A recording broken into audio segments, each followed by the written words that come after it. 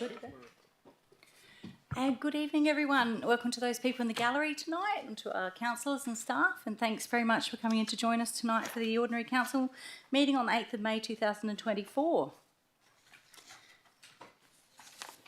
I'd like to welcome you again for taking your time out to come in with us tonight to sit through our meeting. And the City of Swan acknowledges the traditional custodians of this region, the Whadjuk people of the Noongar Nation, and their continuing connection to the land, waters and community, and we pay our respects to elders past and present and their descendants. The terms and conditions of entry into this meeting are posted on the door just as you came in, entered there. Please ensure that you've read them prior to the meeting and attending them and abide by them. Tonight we have everyone in attendance. There are no apologies, and we have all staff in attendance. At this stage we have no leave of absences or apologies. Number 4, declarations of financial and proximity interests and interests affecting impartiality.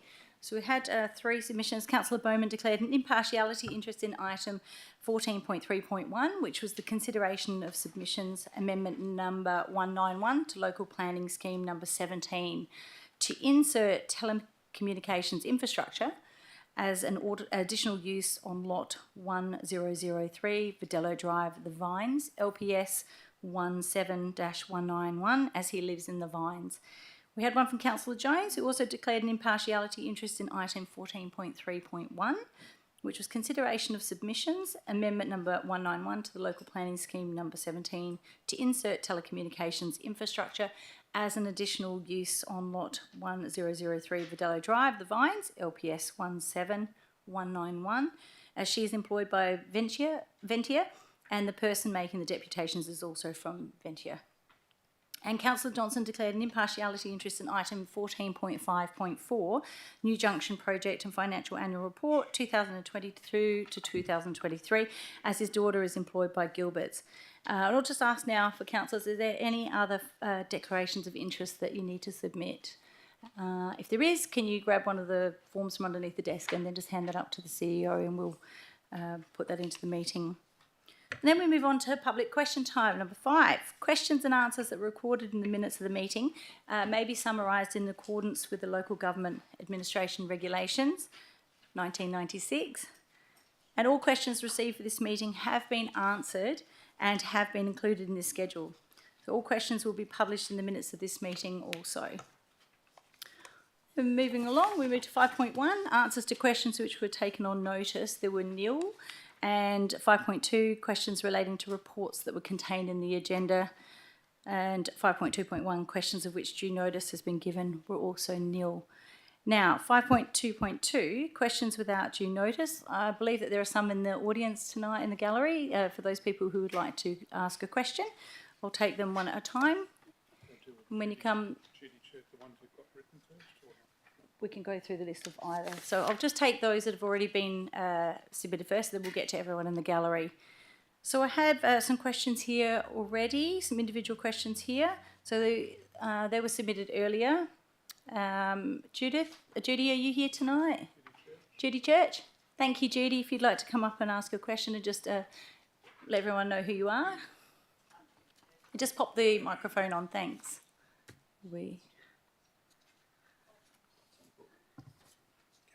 I'm Julie Church. I live at The Vines and have done for the last 36 years. Are the council aware that the indicative location of the telecommunications installation would be in full view of visitors to The Vines Resort? I have some indicative photographs here for you to have a look at. It would be in front of the restaurant, the club lounge and the public outdoor seating area, yet the Planning Minister says it meets the State Planning Policy 5.2, which advises against towers in recreation and scenic outlooks. Through you, Mr van der Lim. Through you, Mr Russell. Thank you, Madam Mayor. I believe the answer to that is yes, because obviously you have a motion in front of you from Councillor Zanino's an alternate motion that actually speaks to this very issue. Thank you. Is there a question from Meryl Cruikshank?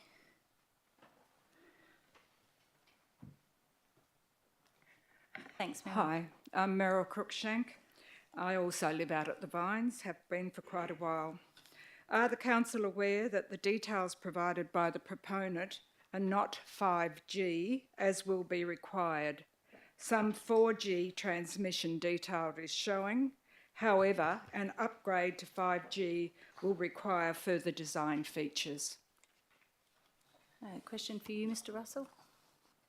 Madam Mayor, no city staff are in a position to speak to the technical requirements of network engineering coverages by mobile phone carriers, so the answer to that is no. Thank you very much. Now I had possible further, Mr Mark Church.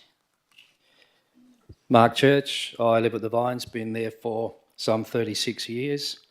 My question is, and thank you for allowing it, are the council aware that the Australian Communications and Media Authority, the ACMA, maintains a register of sites and licences on the web? For the immediate Vines area, this shows some 20 locations, including a good number of installations on street poles, which are a key part of rolling out 5G technology. That will go through to Mr Russell.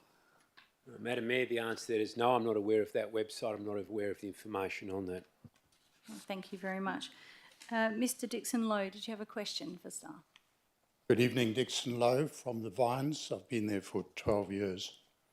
My question is, please, are the council aware that the Industrial Code C564 of 2020 on mobile phone-based station deployment contains a section 3, which is called General Obligations on Carriers, and within that there's a provision of information to councils.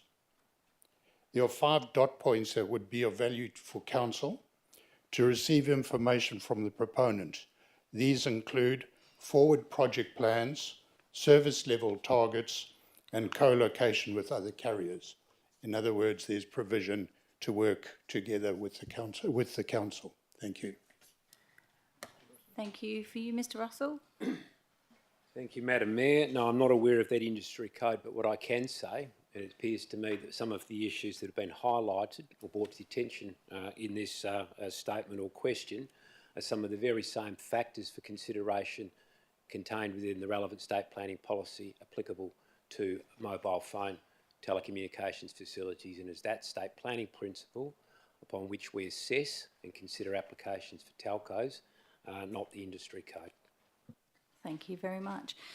I'll ask, are there any questions in the audience without due notice from people in the gallery? If you'd like to come up and state your name. Name is Madar Turner. Item 8 on the agenda of this meeting is deputations, yet no one is allowed to speak. The time allocated for public speaking is very short, and that's when it is allowed, and the number of speakers is also restricted. Most of you have publicly stated that you support the reinstatement of 5 minutes time. So, sorry, excuse me, Ms. Nudd. This is questions Yes. without due notice, so it's not a statement time. No, so you just need to ask the question straight up. Thank you. I would like to ask you then, all of you, Mayor, Councillors and CEO, why you work to silence the voice of the ratepayers you are meant to serve. Thank you very much for your question. Through you, Mr CEO.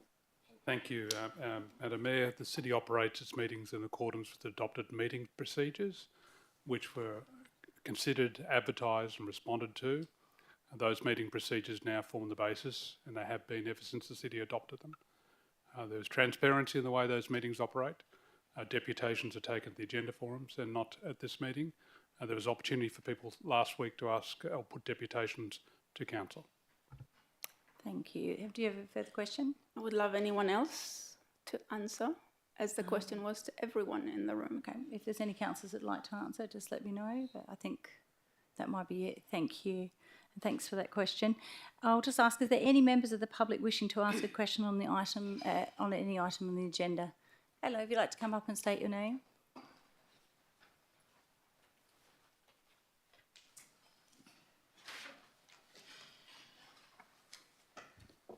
Thank you. My name's Patrick Irwin. My question relates to a history.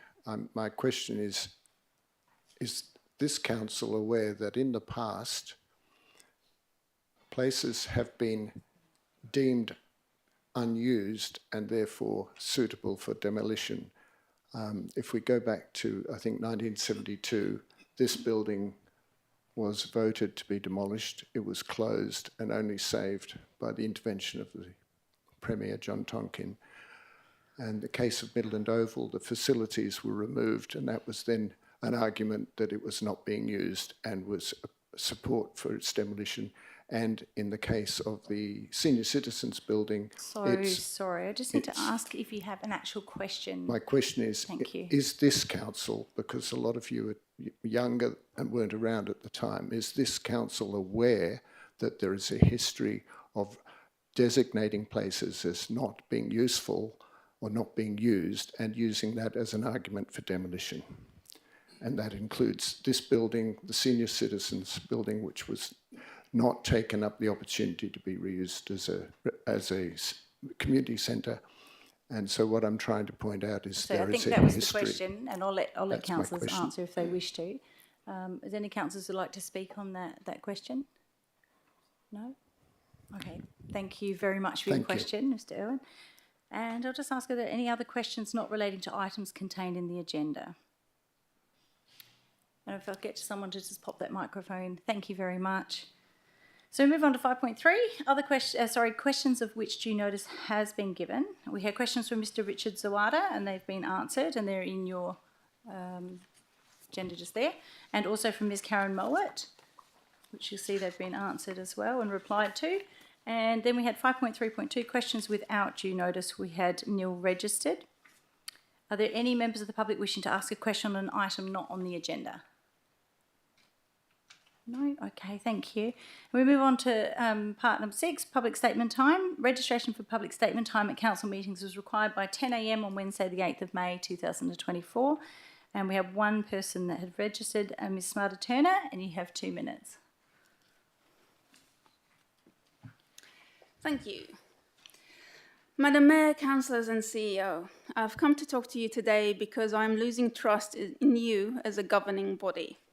A minority of this council vote with conscience and according to what they have promised. But others seem to vote according to self-interest, party, mates and career decisions. I'll just let you know that's a first reflection, so you please keep it respectful to council when you're delivering that, please. As respectful as I could. Some may, not saying who, choose to look the other way when things come your way, saying, Mail, just this time, or this is only a small matter in a local area, so it's okay. Excuse me, Ms Smather, when we talk about adverse reflection, you need to keep it respectful. So if you're getting to a point, please could you get to the point in your statement, but that would be the second time. Okay, so we're talking about lack of trust. Lack of trust leads to anger. Anger leads to acts of hate. Whenever someone may be making a decision that is not possibly at the best of others, it might bring people that they may not know and never heard of to be closer to an act of hate. But we are lucky because we are not there, and we still have the time to act in order to prevent and undo things that may have been done in the past. And you have 20 seconds left. So I ask you to please vote with pure intentions whenever possible. Thank you very much. And then we move on to number 7, petitions. We'll just get someone to turn that microphone. Thank you very much. Petitions. All petitions will be presented to council at the agenda forum last Wednesday evening. And the following petitions that were presented at the agenda forum on the 1st of May 2024 are required to be tabled tonight. So petition number 1 was the Vines Traffic Management request to implement all recommendations that were made in the local traffic management study completed by Cardno in 2019. The first, a petition containing signatures, was presented by Councillor Henderson on behalf of Vicky Spiller at the agenda forum on May the 1st, 2024. The recommendation was referred to the CEO for consideration and response. So I'm going to ask for a mover. Thank you, Councillor Bowman. Can I move that the petition be referred to the CEO for consideration and response to the council? It's an amendment. Yeah, that's fine. Yep. Thank you. And a seconder? Councillor Prodovnik.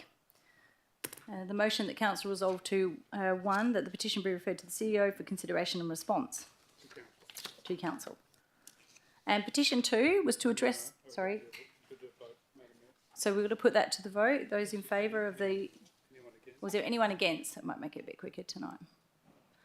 No one against, that's carried unanimously, thank you. We move on to petition number 2, to address traffic congestion south end of Matura Street in Midland. 1, a petition containing 34 signatures was presented by Councillor Howlett on behalf of Gretchen Walsh at the Agenda Forum on May the 1st, 2024. And the recommendation 1 was referred to the CEO for consideration and response. Could I have a mover? Councillor Howlett, and a seconder? Councillor Bowman? Thank you, Councillor Bowman. Excuse me, sorry. Howlett? I don't see the need to do that. It'll be dealt with first in a ward meeting before we take it to council. Okay. Through you, Mr. CEO, is there any addition? You've got my meeting procedures copy. I handed to you the Go other there. day. Sort of checked. To let that go? Okay, thank you very much. So we had a mover, which was Councillor Howlett, and a seconder, which was Councillor Bowman. Thank you. Is there anyone against? No, it's carried unanimously. So that was the motion that the council resolved to 1, that the petition be referred to the CEO for consideration and response. It was carried unanimously. And we move on to part 8, which is deputations. So all deputations for items on the agenda were heard at the Agenda Forum, which was held on the 3rd of May 2024. I have no announcements tonight, and leave of absence. We had Councillor Howlett from the 28th of May to the 10th of June 2024 inclusive. Councillor Miles from the 1st to the 23rd of June 2024 inclusive. Is there any other councillors? And myself, which is the 28th of May until the 31st of May 2024, which I've handed in. Are there any other councillors wanting a leave of absence tonight? Councillor Zanino?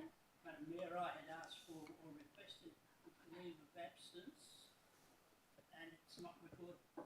Thank you. I think I do recall that last week. So can you just give me those? I think it's 22nd to 29th. Of May. Thank you. So 22nd of May to the 29th. Thank you very much. And is there anyone else who needs to submit the leave? No? Is there anyone against? Is there anyone against? No? Mover? Councillor Bowman, a seconder. Councillor Dawn, thank you very much. And that's moved, and that is unanimous. There was no one. So we move on to confirmation of minutes. 11.1, confirmation of minutes of ordinary meeting of council held on the 10th of April 2024. So we need a resolution that's required to confirm the minutes of the 10th of April 2024. And do we have a mover? Councillor Bowman, and a seconder. Councillor Miles. Is anyone against? It's carried unanimously. Thank you very much. As we're moving through this quite quickly, part of 12 business left over from previous meeting if it was adjourned. 12.1, Councillor Bowman, tree budgeting for low canopy rate areas. If you'd like to read out your notice of motion, thank you. Thank you, Madam Mayor. Madam Mayor, I move that Council resolves to 1, that the City allocates 75% of the street tree capital budget each year to the 5 suburbs with the lowest canopy rates, and 2, that the allocation of 75% of the street tree capital budget commence after the completion of the 2024 winter planting seasons. Thank you, Councillor Bowman. Do I have a seconder? Councillor Dawn? Amendment. And the reason, Councillor Bowman? Sorry, Madam Mayor. The reason is, and bear with me because I've put a long one in there, the City of Swan, with 42 suburbs, is Perth's largest local government by land size, covering a huge 1,042 square kilometres area in the Perth North East. That's almost 20% of the Perth metropolitan area. According to the latest data available using the DPLH GIS tool, Bennett Springs has the lowest road reserve cover of the 42 suburbs with a figure of only 3%. The suburb of Aveley has a street block cover of only 2%. Planting more street trees is a key objective of the City of Swan's urban forest plan. The urban forest plan seeks to address the issues of tree canopy within our boundaries. Rapid decline in the tree canopy will result in the livability of our urban spaces, sustainability reduced. The cost would be lower if the City of Swan focused on less areas, suburbs, with more trees in each area, which will allow the City of Swan to plant more street trees for the same budget amount. This is due to when trees are planted closer together, the watering cost greatly reduces, with the watering cost a significant cost in the establishment of a new street tree. It would be easier for the City of Swan to package up a contract for a contractor or contractors to water mass plantings in one suburb, and it's easy for staff to monitor the contractor's performance. Will be easy for staff to monitor the health of the trees and identify early on if they are in declining health, and reduce the chance of any of them being missed from watering due to operator error or administrative error with the programming of the watering. The key performance indicator of the city's urban forest plan is the volume of street trees planted, with the target being 1,200 street trees planted per year. This represents 1% growth from the baseline per annum in urban street trees planted in the City of Swan. The objectives of the urban forest plan is to establish priority planting locations for canopy trees and other vegetation in public areas, providing amenity and shade in locations where deficiencies exist. The plan outlines priorities for planting programs, will initially focus on those areas with a limited supply of canopy trees. This should be on those suburbs with the lowest canopy coverage, and although the target does not specify locations, the areas with the lowest canopy would obviously be good areas on which to focus. Thank you very much. It was quite a long spiel there. And Councillor Dawn, you were the seconder? Yep. Sorry, I did call for a seconder and you said, did you second it, Councillor Dawn? Yep, thank you. No problem. Is there anyone against? I have an amendment. Do you wish to debate it? I have an amendment, if possible. Amendment, Councillor Howlett. My amendment is that the lowest canopy rate, so 0.3 at an additional point, the lowest canopy rate to be reviewed annually, with the most recently planted suburb to be excluded. Is that acceptable to the mover? Madam Mayor, no, only because of the second part of that. Happy with the first part, but not quite the second part.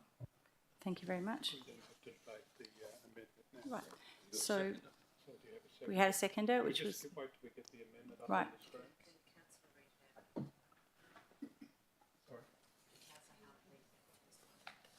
I can will read get that that. out. And I'm happy to remove the second part of that if you'd like. So, Could we still just great. read it? Yes, I will read it. So it'll be 0.3, the lowest canopy rate to be reviewed annually. Madam Mayor, happy for that to be included as part of the motion. So seconder, happy as well?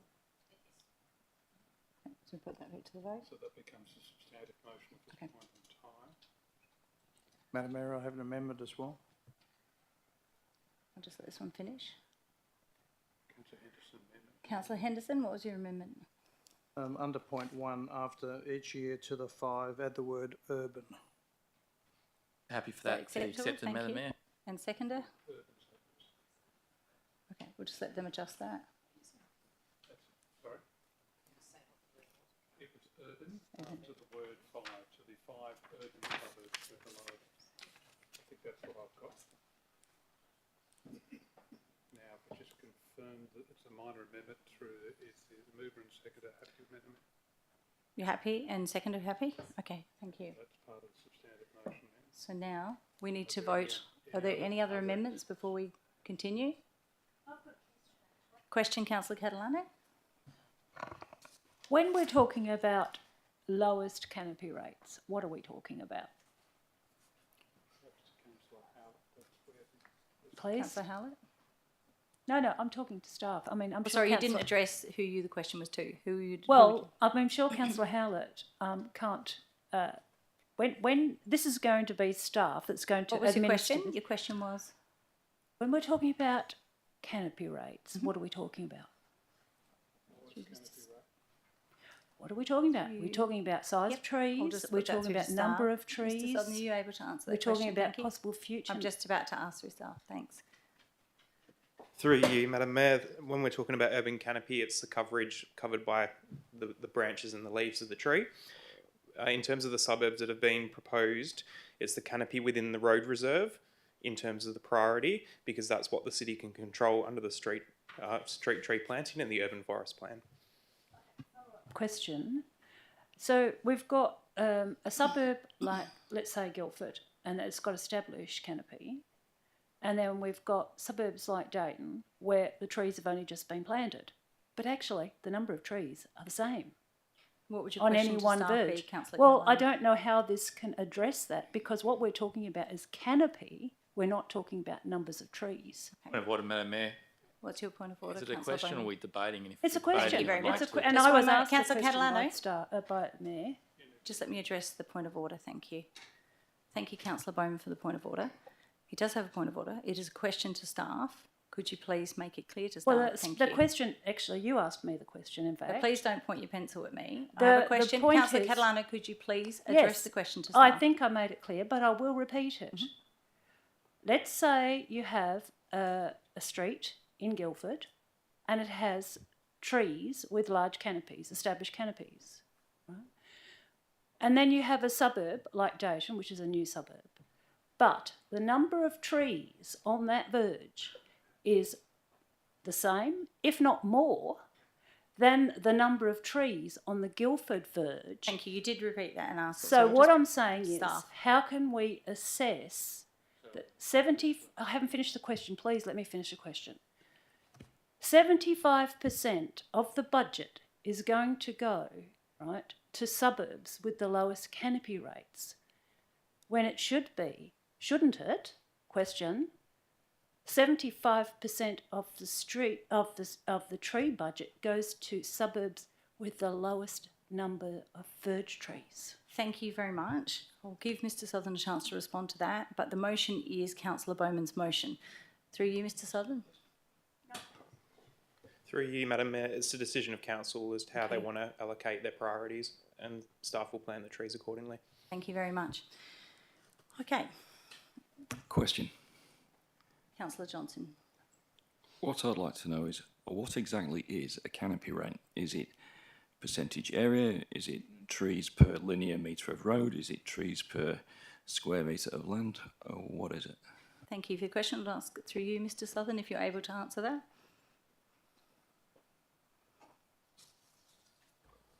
So it's in terms of canopy cover. It's not trees per square metre or whatever it is. It's the percentage of the ground that's covered by straight canopy or by tree canopy. So branches and leaves is what's considered canopy. Thank you. Thank you very much. Now, we have a substantive motion here that we need to move through the debate on. Is there a speaker for the motion? Is there anyone who'd like to speak against the motion? Councillor Catalano, would you like to debate it? Question. Excuse me, just one point of moment. order. What is your point of order, Councillor Johnson? Does not Can you refer Councillor to Bowman, the MPOL to tell me what your point of order is, please? it's breach of the meeting procedure local law? Yep, can you quote the subsection, please, as well? I can do.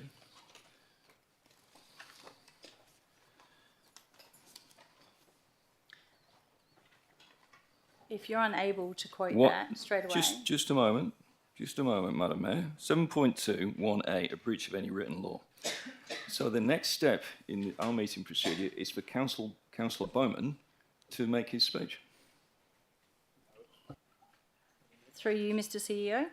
So the next step would be to find out does anybody wish to speak against the motion. If not, the motion can be carried unanimously. That is the question the Mayor asked. Does anybody wish to speak against it? In the absence of anyone speaking against it, the motion will be carried. But that's incorrect. All right. Thank you. Question, Councillor Catalano. Has Councillor Bowman spoken for this motion? Not at this point. So that's the next step. Thank you. Well, he hasn't spoken for the motion. Thank you. I've just repeated that. Thank you, Councillor Catalano. We move back to, we have a substantive motion here. We need to go through that debate process. So I've already asked, is there anyone against? You've indicated Yes. you are. Excuse me, please don't interrupt, Deputy Mayor. I'm not interrupting. Yeah, that's twice. That's enough. I've asked you to stop speaking. No. Councillor Bowman. Thank you, Madam Mayor. Madam Mayor, I'm not going to take any longer. My reason pretty well was my debate in some ways, so I don't want to repeat that. So I'm happy to close debate. Thank you. Councillor Dawn? No comment? Okay. Amendment. Sorry, you have an amendment? Amendment, yes. So Councillor my Johnson? amendment is to change the motion to read as follows: that the city prioritise. All right, I can do it word by That's a word. change, thank you. Okay. To insert after the word city, the word prioritise. To change the word allocate to allocating, and to delete 75% of. And then to delete the number 5. So it reads that the city prioritise allocating the street tree capital budget each year to the suburbs with the lowest canopy rates. And the next part of my amendment is to delete the 75% in section 2. Okay. So through the CEO, that's an alternate motion. So go back. Councillor Bowman, was there any part that was acceptable to you through that change? Yes? So it can't be accepted? It Okay. can't be an alternate motion. Right. Oh, Thank you. question, how is that an alternate Question- motion? It's an amendment. Question, Deputy Mayor. The question was, how is that an alternate motion? It's an amendment. Yes, through the CEO. Thank you. When you change the substance of the motion, that is the essence of it, in this case, which was allocating 75% of a budget, which is a capital allocation, you're changing the substance by removing that. On that basis, it's not an amendment, it's an alternate motion. So we need, Madam Mayor, to debate the first motion, which is a substantive motion, which has already been amended 4 times. And then if that motion doesn't get up, then Councillor Johnson could foreshadow during debate his alternate motion. Thank you. Okay. Councillors, we need to move along tonight and we need to move this debate through quite smoothly. So now we need to debate the substantive motion. Okay. Someone speaking against it. So anyone would like to speak against the substantive motion? Yes, I do. Councillor Catalano. The problem with the motion isn't the fact that 75% of the budget is going to spending of trees. The problem is with this motion is that it's assessed in terms of lowest canopy rates. If this motion goes ahead, what we're going to end up with is with some suburbs with huge numbers of trees, little trees, saplings being planted because there's no canopy. Because 75% of the budget's going into those suburbs. They're going to get loads and loads and loads of small trees planted next to each other. And I hate to think what that's going to be like in 20 years' time when a tree grows. The whole point is that you can't assess this according to canopy rates because it takes 20 years for a tree to grow. You've got to assess it in terms of tree numbers. That means that if you're going to go with this motion, it means all the new suburbs are going to be verges are going to be packed out with trees inappropriately planted too close to one another. And I've already actually seen that in parts of Dayton. Inappropriately packed together, where other suburbs are going to get no tree planting at all. It's a hell of a budget. It's 75% of the street tree capital budget, inappropriately planted. It has to be worded differently. It has to be number of trees, because those trees that we've planted this year, in 20, 25 years' time, will have huge canopies. That's the point. You can't create canopy by chucking trees like in a small area. You just don't create canopy like that. All you create is inappropriate planting. This is not a good motion and we shouldn't approve it. What we need to do is go back and review the motion so that it's assessed, the 75% budget or the allocation of the budget on trees is assessed according to suburbs with the lowest numbers of trees. Thank you. Thank you, Councillor Catalano. Does anyone like to speak for the substantive motion? There's no one for. I'll ask again, is there anyone against the motion? Councillor Johnson. Yeah, thank you, Madam Mayor. Councillors, I think Councillor Bowman has got generally the right idea with his notice of motion, that it's fairly obvious that we need to prioritise the suburbs with the smallest number of trees. To me, that's a fairly straightforward thing. But I think the approach in this motion is too prescriptive. I think what we need is an alternate motion that is less prescriptive and allows the staff to choose the percentage of money that they spend in those lowest suburbs. And there may not be 5 suburbs, they may think there are 7 or 8. So I'd like to foreshadow an alternate motion, so I'm using 8.2.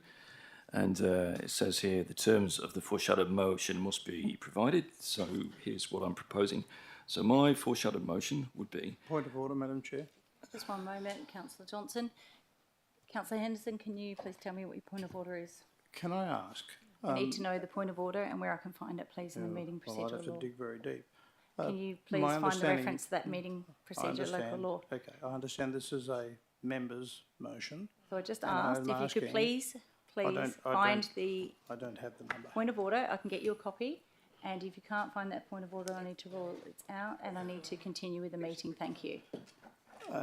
No, if you're going to say I'm that, sorry, I'll I need to rule that we need to continue with the meeting. Thank you, that you don't have a point of order. If you do have a point of order, I'll just remind councillors that you please need to refer back to your meeting procedural law and be able to quote that section to me, Through you, please. Madam Mayor, I've got a question. Question, Councillor Budovnik? I guess what we're all wondering here is that this is a motion that's been raised by a councillor. So how is it possible to have an alternative motion when it's not an officer's recommendation or a... Thank you. I'll seek some clarity from the CEO. Thank you. And that is an interesting observation because normally under a notice of motion, if the motion fails to get up, the motion simply lapses in the absence of an officer's recommendation. So you have been able to amend the motion, but I don't know you can have a foreshadowed alternate motion on a notice of motion. And Point of order. excuse me, I just need to 8.23. read. Excuse me, Councillor Johnson, just just need one to moment, read. please. So again, if I refer to 8.2, 8.2 is specific where a member has submitted an alternate motion. So an alternate motion is a motion which differs to the officer's motion in accordance with 8.1. This is a notice of motion, not an alternate motion. So I don't know you can actually have, I don't believe you can have a foreshadowed motion in response to a notice of motion. It would simply be if the notice of motion is not carried, it lapses. Thank you, Mr. CEO. So I'll just move on. Thank you very much for that. Is there anyone, I'll call again, is there anyone for the motion who'd like to speak for the motion? I've still Councillor got my 3 Johnson. minutes. Thank you. Do you have a question? My speech now continues. Thank you. Understood. Continue. Thank you. Councillors, all those questions are good and valid questions. I personally have never amended a councillor's notice of motion before, and the concept of a foreshadowed motion in a councillor's notice of motion is also completely new to me, but I'm merely following the meeting procedures local law. You may recall not so long ago that Councillor Bowman unexpectedly announced a foreshadowed motion about a planning matter, and I was absolutely dumbfounded. And if we follow the same rationale here, if it has to be a foreshadowed motion against an alternate motion, then if you are merely withdrawing a motion and foreshadowing another motion in opposition to the officer's recommendation, then a foreshadowed motion doesn't apply there either. So if it could apply to a recommendation, surely it would apply here, but apparently not. So it looks like we're going to need to get some advice. Look, councillors, I did the right thing. I tried to amend it. I was told I couldn't amend it, despite the fact I was merely removing things. I wasn't substantially changing it. I was simply making it more efficient and moving it towards an outcome-based notice of motion that was easier for the staff to implement. And my next step was, when that was stopped, I thought, well, I'll do one of these new foreshadowed motions. So it makes perfect sense to me. So I think I can do a foreshadowed motion.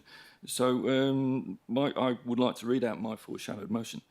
So my foreshadowed motion is that the city prioritise allocating the street tree capital budget each year Point of order, to Madam the Mayor. suburbs with the lowest Yes. canopy rates.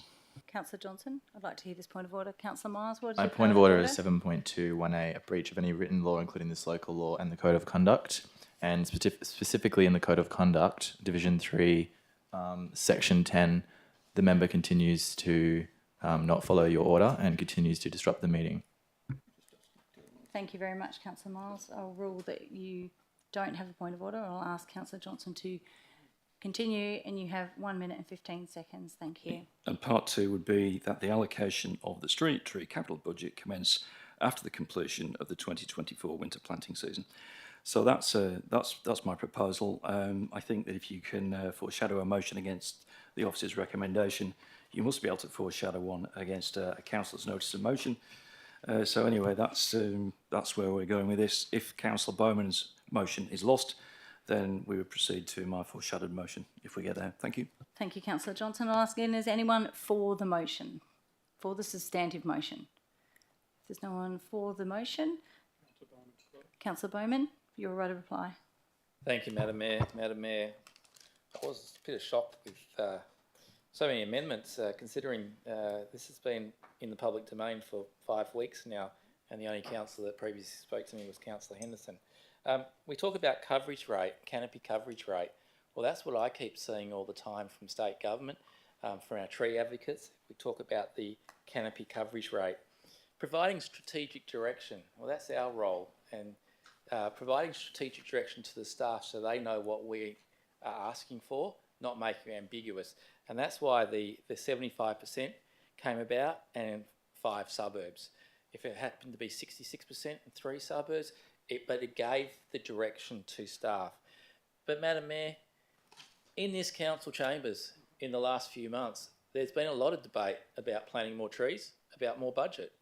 And this simply was, albeit only a small little extra solution, is how we can actually plant more trees with the same amount of budgets. And in those debates, we hear about our smaller neighbouring councils, like the Bassendeans and Bayswaters, that don't have as many suburbs, and that was purely the motion. So in this motion, councillors, this is about getting more street tree canopy coverage rate in our suburbs, packaging it up so therefore we don't get as many tree losses. We can package the deal up better for our contractors so we can get... I'm sorry, Councillor Bowman, if you could just resume your seat for a moment. Councillor Catalano, what is your point of motion? It's just not correct to say that this Can is you going please refer me to the meeting procedural law, please, section well, and the subsection, please? Okay, so it is about, sorry, yeah, thanks. To do with... Could you just quote the actual section, please, and if there's a subsection? Yeah, okay. The Speaker's remarks being, well, I wouldn't Sorry, call if you could just quote this section. Okay, false or misleading. Pardon? No, you False. need to quote the actual section and then the subclause, please. Presentation of false or misleading Which information. is what section? 7.21F. And just repeat that again. It's Which bit? reading 7.2.1F. Presentation of false or misleading information. I don't believe you have a point of order there. Councillor Bowman, if you could resume your seat. No, but I hadn't actually said what it was. If you could, I please. said I've got if to. you could please read it. Yes, but I've also got to say what I am. Yes, if I you want could do to, that, my please. point of order. Thank you. Thank you. My point of order is that this is not going to increase canopy. This is going to increase street numbers, not canopy. Thank you very much. I rule, Councillor Bowman, there is no point of order. Councillor Catalan, if you could please resume your right of reply. Thank you, Madam Mayor. Madam Mayor, in conclusion, I draw your attention and all councillors' attentions to the officer's comment where they say that planted in close proximity, what the benefits are. This has been from the officers' comments themselves. Thank you, Madam Mayor. Thank you, Councillor Bowman. Going to put that substantive vote motion to the vote, and those in favour. So I have Councillor Dawn, Councillor Singh, Councillor Aringo, Councillor Bowman, Councillor Jones, Councillor Miles, Councillor Knight, Councillor Zanino, Councillor Howlett and myself. And those against, Councillor Johnson, Councillor Catalano, Councillor McCulloch, Councillor Henderson and Councillor Prodovnik. It's carried 10-5. I'll go back to the motion itself. No, that's it. Okay, thank you very much. And councillors, we now move on to item 12.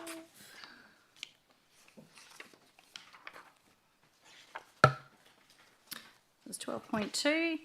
Councillor Dawn, kangaroo policy. If you'd like to read out your notice of motion, please. Thank you. That the council resolve 1, that the CEO review local planning policy kangaroo Management Policy LP 1.1.5 to also include other native fauna through the inclusion of a definition of native fauna that refers to total vertebrate and invertebrate fauna diversity. Point 2, for staff to start the review as soon as possible in the 2024-25 financial year. Thank you. I'll ask for a seconder. So Rosen for the motion, thank you. The reason for the motion is to ensure the effective control of not only kangaroos but other native fauna such as possums, bandicoots, echidnas, snakes, goannas, bobtail and other lizards and reptiles, frogs, turtles and birds impacted by proposed urban development. 2, native fauna should always be managed in a humane manner. 3, that native fauna management should occur as early as possible in the planning and development development stages before any development or clearing takes place. And 4, the current policy isn't due for renewal until 2026, which is too far away. Thank you very much, Councillor Dawn. And again, do we have a seconder? It was Councillor Budovnik. Thank you very much. Is there anyone against? Councillor Bowman, do you wish to debate it? No? Would anyone like to debate it? No? If there's no one who wishes to debate it, put the matter then. Those in favour? Oh, Councillor Zanino. One moment, please. Just one moment. I did call. I just want to ask. Question? I'd like to ask a question. Question, Councillor Zanino. Okay. The question is to a relevant officer to do what Councillor Dawn has specified. Can that be done in-house by staff, or does this have to go out for a consultant to do this properly? And if it goes to a consultant, what would be the cost? Okay, thanks, Councillor Zanino. Through you, Mr van der Linde. Thank you, Madam Mayor. The work can certainly be done in-house. It's also then a question if we've got the resources available in the time specified within the motion. So what if you look at our officer comment, the policy was proposed to be reviewed in 2026. If the motion gets up, we will have to reschedule our other work to commence this review in 24-25, which is possible, and it will then be done in-house. Thank you very much, Mr van der Linde. So we'll ask again, does anyone wish to debate the item? You've moved the motion. You've moved the motion. So is there anyone who'd like to debate the item? If there isn't? If there's no one to debate the item, then the item gets moved. Is there anyone who would like to debate the item? Yes. Okay. Thank you. But you're a mover, you can't, so I don't know why that would be suggested. Yes. So, Point of order, Madam Mayor. just one moment, Councillor Dawn. If you could just resume your seat for a minute and I'll ask for the point of order. Could you please quote the meeting procedures local law, please?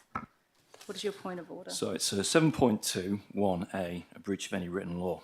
So the order of debate, once we've established that we do want to debate it, is that the mover of the motion speaks first. In this case, it's Councillor Amanda Dawn who has indicated she wishes to debate it and to give her 3-minute speech. Thank you, Mr. CEO. Just be a moment.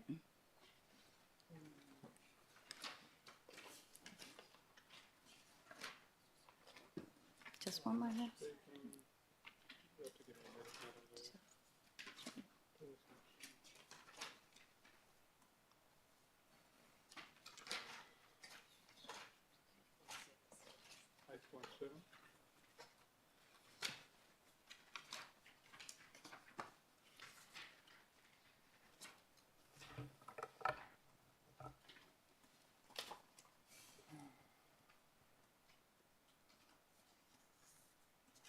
This is where there's no one wanting to speak against it, though.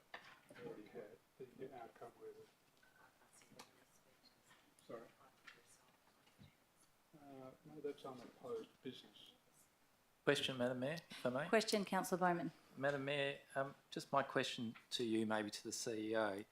In 8.4 subsection 3 of the meeting procedure local law, what does that mean when it says if a member opposes a motion, which in this case was me, the presiding member, which is the Mayor, may ask those members, which is all of us, if they wish to debate the motion, and if any member responds, which is all 15, in the affirmative, the motion to be debated, otherwise it'd be put to the vote immediately. Can I just ask, what does that mean? Thank you. Through you, Mr. So Zia. through the chair, this is a relevant section we were just trying to locate. So in this particular case, Councillor Palmer, you have opposed the motion, but you didn't wish to speak to the motion. So at this stage, and you didn't want to debate the motion. So this is if they wish to debate the motion. Now, may I ask those members present if they wish to debate the moment. At the moment, you've said you don't want to speak to go. I don't know of anybody else that wants to debate the moment other than the mover. But the mover, in this particular case, if the chair is comfortable, if any member responds to the affirmative, in this case the mover, the motion is to debate it. But it'll be a limited debate based on where we start. Thank you. Councillor Dawn. 3 minutes? Okay, thank you. Sorry about that. Okay. I have initiated, thank you to the staff for their invaluable help. I've initiated for the CEO to review local planning kangaroo policy LP 1.15 through the inclusion of a definition of all native fauna that refers to turtle vertebrate and invertebrate species.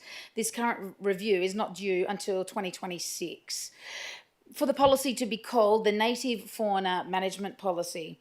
As councillors, we voted unanimously on the 14th of February against Amendment 1 to the North Ellenbrook West District Structure Plan, thereby saving approximately 163 hectares of endangered Bankshire woodland.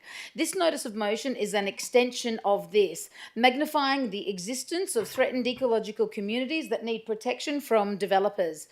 I understand the officer's comments in relation to amending Local Planning Scheme 17 as being refused by the Minister for Planning on the 2nd of August 23, as it was deemed an unnecessary duplication of the deemed provisions in Schedule 2, Part 4, Clause 16 of the Planning Development Regulations, which allows for the preparation of a fauna management plan for the protection and relocation of native fauna. However, my notice of motion challenges the lack of clarity within the deemed provisions, and this comes from a place of personal experience whereby a local Dayton resident contacted me throughout my election campaign as she witnessed bulldozers burying a significantly sized water source and known turtle habitat beside her property. The deemed provisions was not considered by the developer. The importance of clarity and understanding with the deemed provisions being policy will ensure that wildlife protection is not ignored. Identification of food, water, resting sites and paths, corridors of travel for all fauna is critical to the process in protecting their habitat. The City of Swan Local Biodiversity Strategy is an excellent document to support the strengthening of policy and the expansion of the Local Planning Kangaroo Policy, LP 1.15, to include all fauna. Officers' comments notice that Department of Water and Environmental Regulation, DWER, is referenced as part of the deemed provisions, but the flowchart of DWER is inadequate as wildlife isn't mentioned, only permits required for clearing native vegetation and altering the natural environment. There's lack of clarity. Current resourcing and priority should be given to expanding on the current policy due to its very nature in the protection of all wildlife and their habitat. Given the inadequacy and ambiguity of the deemed provisions, the expansion and undertaking of the local planning policy should not be done lightly and should be done in earnest. Councillors, I ask you, if we don't have clarity within the deemed provisions and ensure they are not ignored, how else can we protect all fauna and their habitat? Councillors, I ask you, please, in earnest, support this motion. Thank you, Councillor Dawn. Councillor Podovnik is the seconder. I just want to say that this review is scheduled to happen in 2026 anyway, and staff have confirmed that it's possible to start the review within the specified time frame of this motion. It's loose enough to allow the flexibility that staff need, and it simply brings it forward a year. So I would ask Council to please support this motion. Thank you, Councillor Podovnik. I'll ask, is anyone who'd like to speak against the motion? A question, if I may. Councillor Henderson. Thank you. The motion refers to native fauna, but the mover continually spoke of all fauna. Can I have some clarification from the mover, please? Thank you, Councillor Henderson. Councillor Dawn.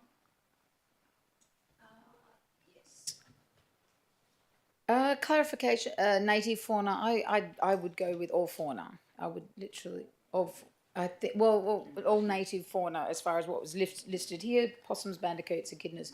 Does it native fauna? Yeah. Native fauna, absolutely not introduced. Okay. Native fauna. Thank you. I'm Did sorry that if that wasn't clarify, clear. Councillor Henderson? Thank you very much. So I'll ask, is there anyone who'd like to speak against the motion?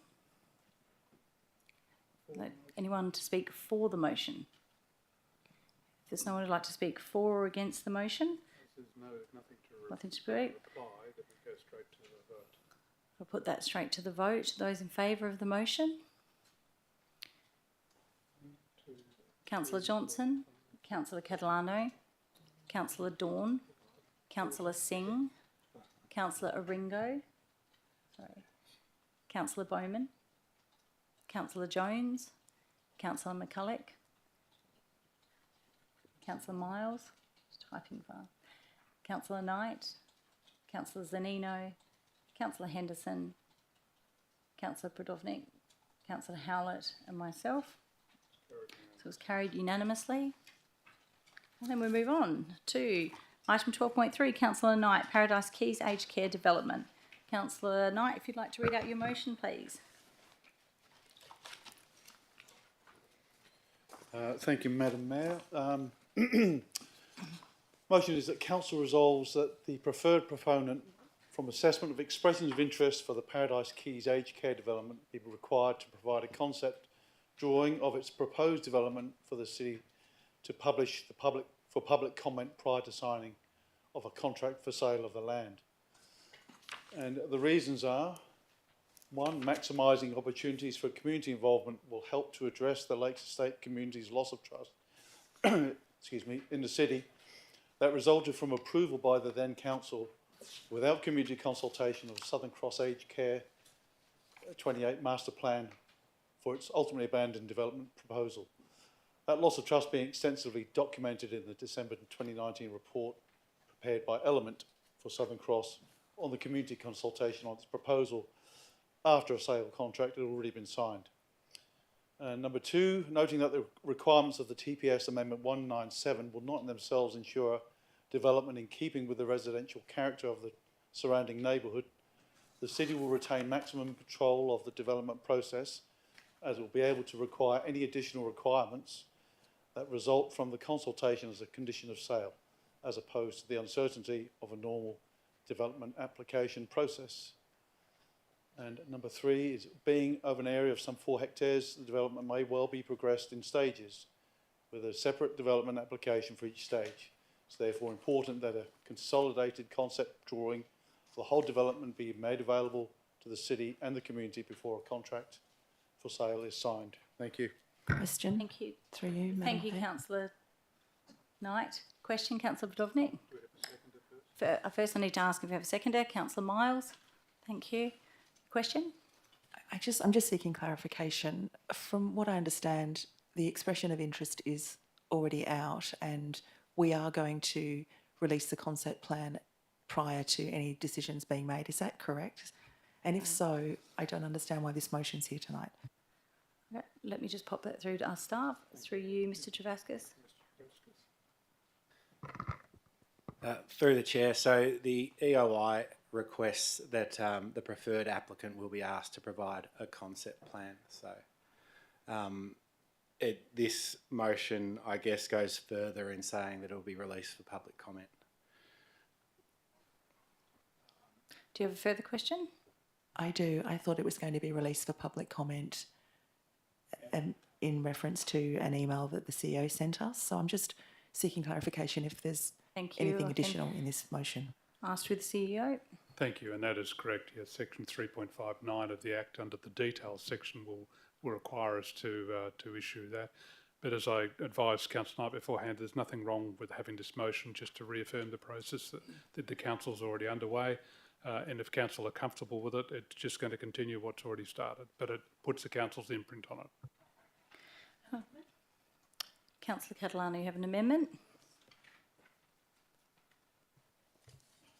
So, that the preferred proponent from assessment of expressions of interest for the Paradise Keys Aged Care Development be required to provide a concept drawing of its proposed development for the city for community consultation separate to provisions under the Local Government Act 3.59. Requirements. So Through the CEO, requirements Councillor Catalano, to publish. through Councillor Catalano, that is an alternate motion. It's not. It's actually an extension of this motion. It's not an alternate motion. Thank you. Through you, Mr. CEO. Thank you. What you're doing is changing the substance of the process for the disposal by introducing a consultation step which is not required under section 3.59 of the Act. It is actually a substantively different motion. So the current motion requires that as provided there, we require the concept plan to be put out and comments come back on that, which is effectively what a public consultation allows. By stepping in and say you want a separate public consultation before you consider it, that becomes an alternate motion. And I just revert, if I could, Madam Mayor, for the purposes of understanding this, this motion has been moved under section 2.9 of the meeting procedures. So if I draw your attention to that. Under 2.9, this is a notice of motion. An alternate motion, which is contained and defined in the meeting procedures, and I'll read to you on page 5, means a motion that is different to or proposed for change to the officer's recommendation. On a notice of motion, there is no officer's recommendation. Section 8.1, foreshadowed motions.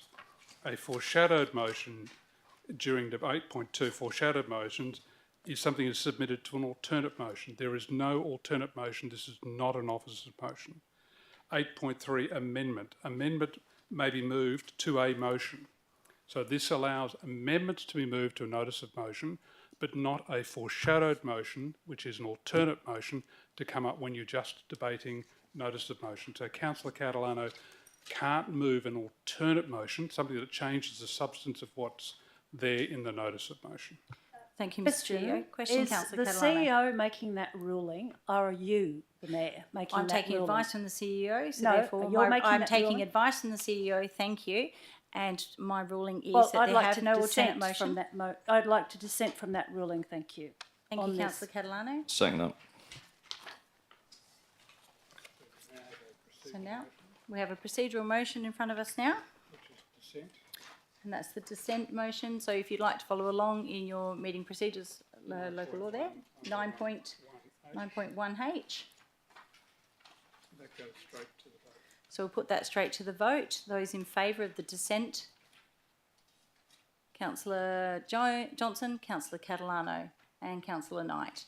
Those against?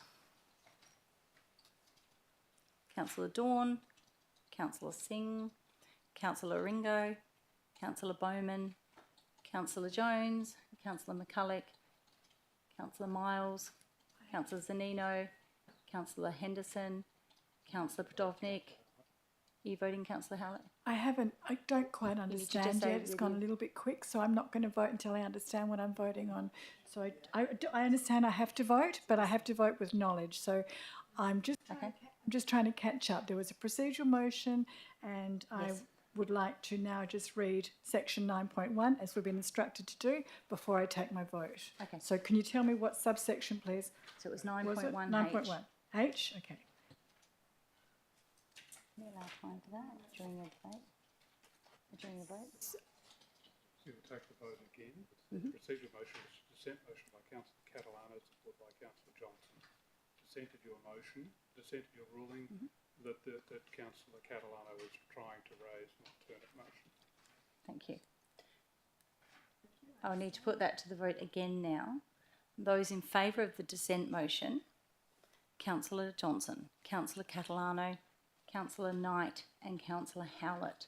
And those against, Councillor Dawn, Councillor Singh, Councillor Aringo, Councillor Bowman, Councillor Jones, Councillor McCulloch, Councillor Miles, Councillor Zanino, Councillor Henderson, Councillor Podovnik and myself. So it's lost 411. And we move back to the Councillor you, Knight's Madam Chair. motion. Question? Councillor Ringo? I would like to move a procedural motion according to 9.1A that the motion now be put. Thank you, Councillor Aringo. The motion has now been put, but we still need a seconder. Councillor Bowman. Is there anyone against? One moment, Councillor Catalano. I've got a question. We're in the middle of, I've asked for a seconder. That was Councillor Bowman. So those in favour? No, I've got a Sorry, question. one moment. Sorry. Question, Councillor Catalano. Yes, thank you. My question is, I don't think you can.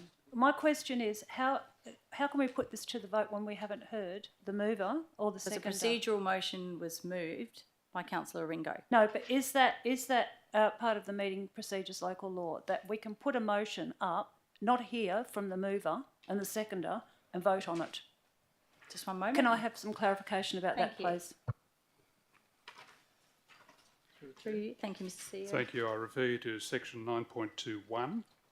They reference the word may be moved at any time and must be dealt with immediately. Those words, any time and immediately, mean at any stage during the debate. Thank you, Mr. CEO. So those in favour of the procedural motion that the matter now Point put. of order.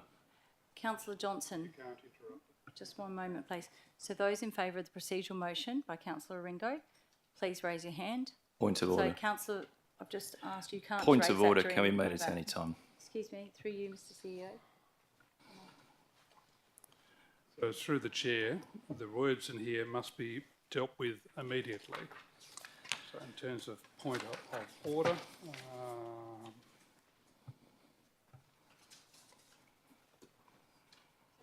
so the point of order refers to speaking in this particular case, unless Councillor Johnson can persuade you otherwise. I'd say the reference in 9.21 dealt with immediately. That a procedural motion overrides any wishing to do a point of order. Mr. CEO, so I rule that you have no point of order, Councillor Johnson. Wait. Councillor Ringo, we're putting your procedural motion to the vote. Those in favour? Councillor Singh, Councillor Ringo, Councillor Bowman, Councillor Jones, Councillor McCulloch, Councillor Miles, Councillor Zanino, Councillor Henderson, Councillor Prodovnik and myself. 11. Those against? Councillor Johnson, Councillor Catalano, Councillor Dawn, Councillor Knight and Councillor Howlett. So we now have to move Councillor Knight's motion. You go straight to the moving of his notice of motion. So now we're going to go back to moving the notice of motion, which was Councillor Knight's motion. And we did get to Councillor Miles as the seconder, but we'll put it straight to the vote. Thank you. Those in favour of Councillor Knight's motion, that's the Paradise Keys Aged Care Development, Councillor Johnson, Councillor Catalano, Councillor Dawn, Councillor Singh, Councillor Ringo, Councillor Bowman, Councillor Jones, Councillor Miles, Councillor Knight, Councillor Zanino, Councillor Prodovnik, Councillor Howlett and myself, and those against, Councillor McCulloch and Councillor Henderson. So carried 13-2, thank you. And then move over to next item. We have item 13. So adoption of those recommendations contained in items not withdrawn. Thank you to those in the gallery that are still here and listening. We move on. For the benefit of the community members observing the meeting, the Council uses an en bloc method of decision making. And this means that agenda items where Council supports the officer recommendation are not debated separately. One vote is taken on all the items and the officer recommendation is therefore the decision of the Council. So the following items have not been withdrawn for individual consideration and will be dealt with via the en bloc vote.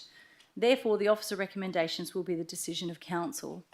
The items are 14.1, a special meeting of electors, consideration of motions, 14.2.1, Ellenbrook Town Centre Parking Strategic Review, 14.2.2, Ellenbrook Town Centre Payment in lieu of Parking Plan, 14.2.3, the Ellenbrook District Open Space, 14.5.1, Financial Management Report for the period ended 31st of March 2024, 14.5.2, List of Accounts paid March 2024, and 14.5.3, which is the change in basis of valuation. Can I ask for a mover, please? Madam Mayor, I'll move, but with the exception of 14.2.3, because that actually is withdrawn, because we need absolute majority. Thank you, Councillor Bowman. And a seconder. Councillor Jones, thank you. Is there anyone against? It's carried unanimously, thank you. Move on to number 14, reports withdrawn for debate or absolute majority vote required. So I'll just say that again. Reports withdrawn for debate or an absolute majority vote required. The following reports have been withdrawn for debate in accordance with the meeting procedures, Local Law 2023, and will be dealt with by Council individually. So we have 14.2.3, Ellenbrook District Open Space, which is on page 98.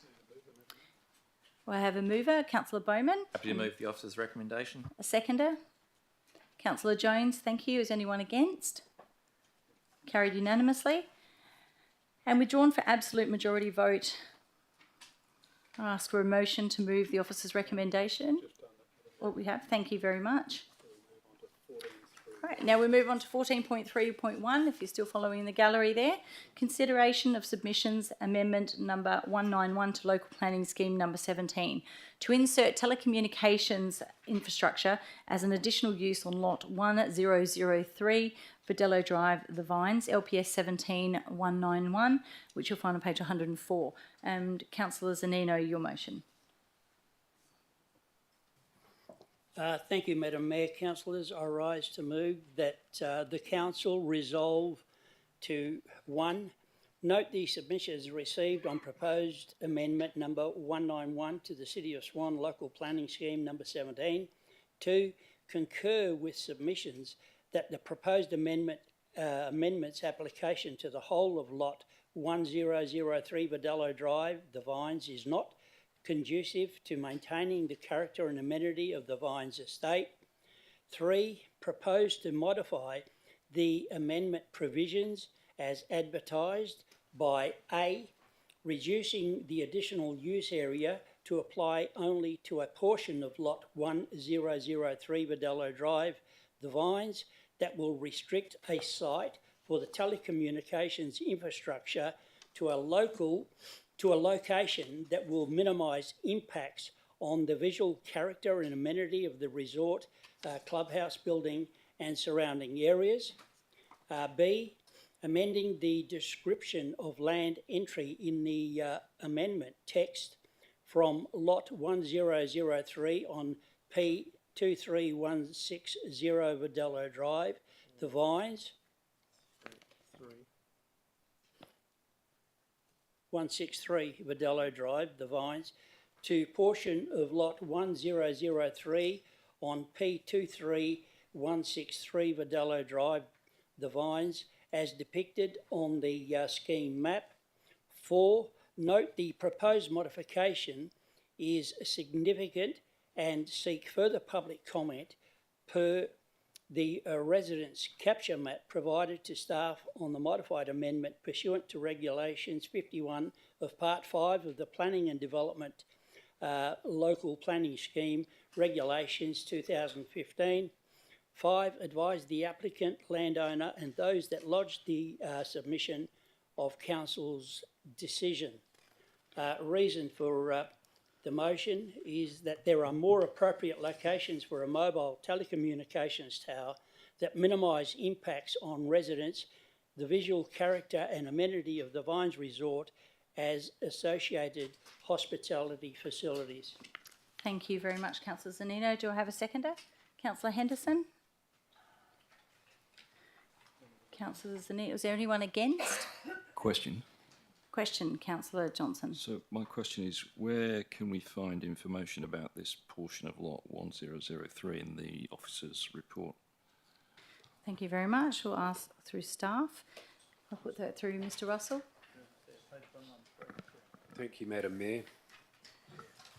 The motion advanced here by Councillor Zanino is not spoken to in the staff report.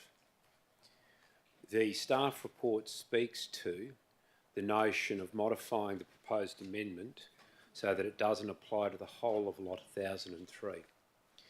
So Councillor Zanino's motion is to further modify the staff recommendation by finding an alternative portion of lot 1003 subject to the criteria he has outlined that is not the portion that's identified in the staff recommendation. So there isn't anything that we'll be able to pinpoint at this point where that location is, but criteria as to guiding where that location should be are listed in the motion. So yeah, so the question is, so how do we know where the portion of lot 1003 is? You, Mr. Russell? Through Madam Mayor, of course, you cannot at this point because it hasn't been selected, but it will be following the criteria that's provided during the alternate motion. Thank you, Mr. Russell. I'll ask if no one is against the motion. And the motion is carried.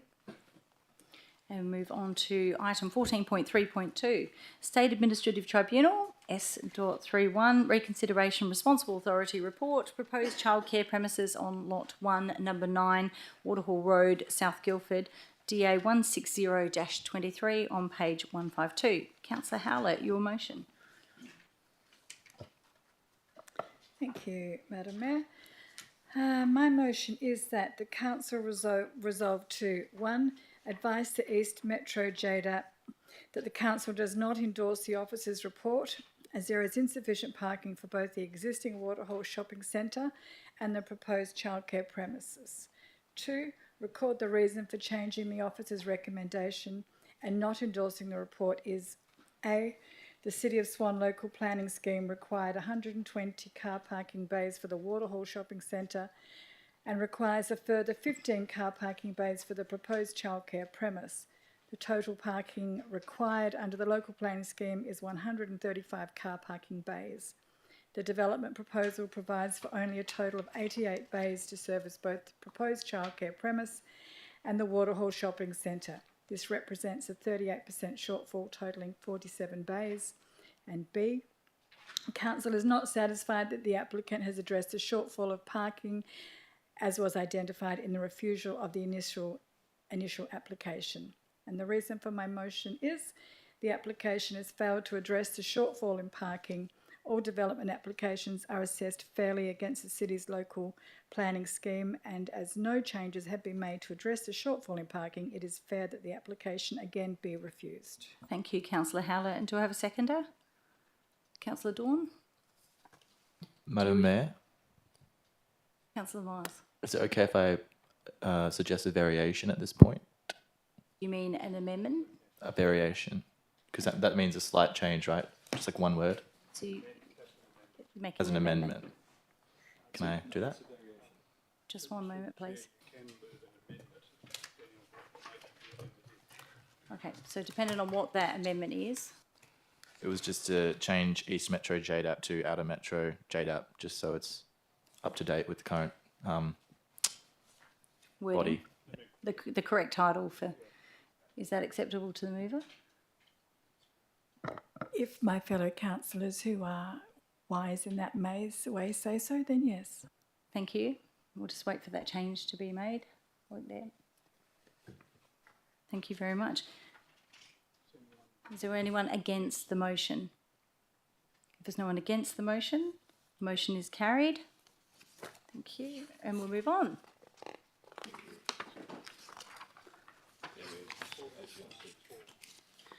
We move on to 14.5.4, New Junction Project and Financial Annual Report 2022 to 2023, page 373. Councillor Howlett, your motion? It is, thank you, Madam Mayor. So my motion is that the council resolve to not receive the New Junction Project and Financial Annual Report 2022-2023 as provided for the following reasons. The report fails to identify the 32 individual projects that make up the New Junction Project. B, the New Junction Project has failed to meet the strategic implications listed in the report as economic, E1, sustainable business growth, E1.1, actively support and develop thriving local businesses and centres, E2, accelerated economic and employment growth, E2.1, advocate and attract business and investment opportunities, E3, a great place to visit, E3.1, strengthen the capacity and integration of the tourism industry. Social, S1, safe and healthy community. S1.1, build a strong sense of community health, wellbeing and safety. S1.2, build social inclusion and connectivity in local places and areas. Built environment, B1, planned and facilitated growth. B1.1, create community places to live, relax and work. B2, infrastructure that meets community needs. B2.1, manage current and future assets and infrastructure. B3, community access. B3.1, advocate and provide sustainable transport solutions. And C, the successful property acquisitions negotiated between 2012 and 2023 as part of the city's commitment to reduce fragmented ownership in the precinct as noted in the report are contrary to section 3.59 of the Local Government Act 1995. D, the report is misleading when it refers to the vacant land site, now known as Catalyst Development, as previously generating nil revenue for the city. The vacant site was previously a city-owned recreational ground known as Midland Oval and as such would not have been subject to paying rates. E, the report states the new junction as already a favourite for Midland locals. This is an unqualified statement as no perception survey has been conducted with Midland locals demonstrating it as a favourite. And the reason for my motion is the report contains inaccuracies. Thank you, Councillor Howlett. Do I have a seconder? Councillor Catalano. Is there anyone against the motion? Councillor Budovnik. Who was in first? Councillor Budovnik is the seconder. Sorry, question. Question, Councillor Henderson. Thank you. Okay, I'll continue. Mr. CEO, can you identify if the report does or it does not contain inaccuracies? Through you, Mr. CEO. Thank you. And Mr. Travascus has been dealing with this matter, so Madam Chair, I might ask him if that's all right. Thank you. Through the chair, so an officer comment was provided to try and address those items which were queried as being inaccurate, and the opinion of staff is that the report is an accurate report. I would just like to clarify one comment that was made. So the final paragraph in regards to the statement, New Junction is a favourite for Midland. Just today, it was pointed out to me by Mr. Vanderlyn that in fact that report in that section is referring to Swan Valley Fresh or Gilbert's as a local favourite, not New Junction so I just clarify that. Thank you very much. So I had Councillor Budovnik, you were against the motion, and a seconder, Councillor Howlett, would you like to speak to the motion? Oh, she did. Councillor Budovnik, you said yes. Okay, great. Well, thank you for that information about Midland having a favourite fruit and vegetable shop. So, Gilbert's is great, I do agree.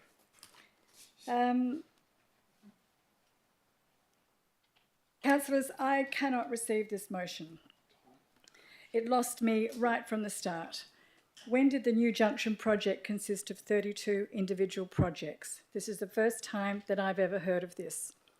Big numbers and big statements shaped into infographics and line grabs with no context.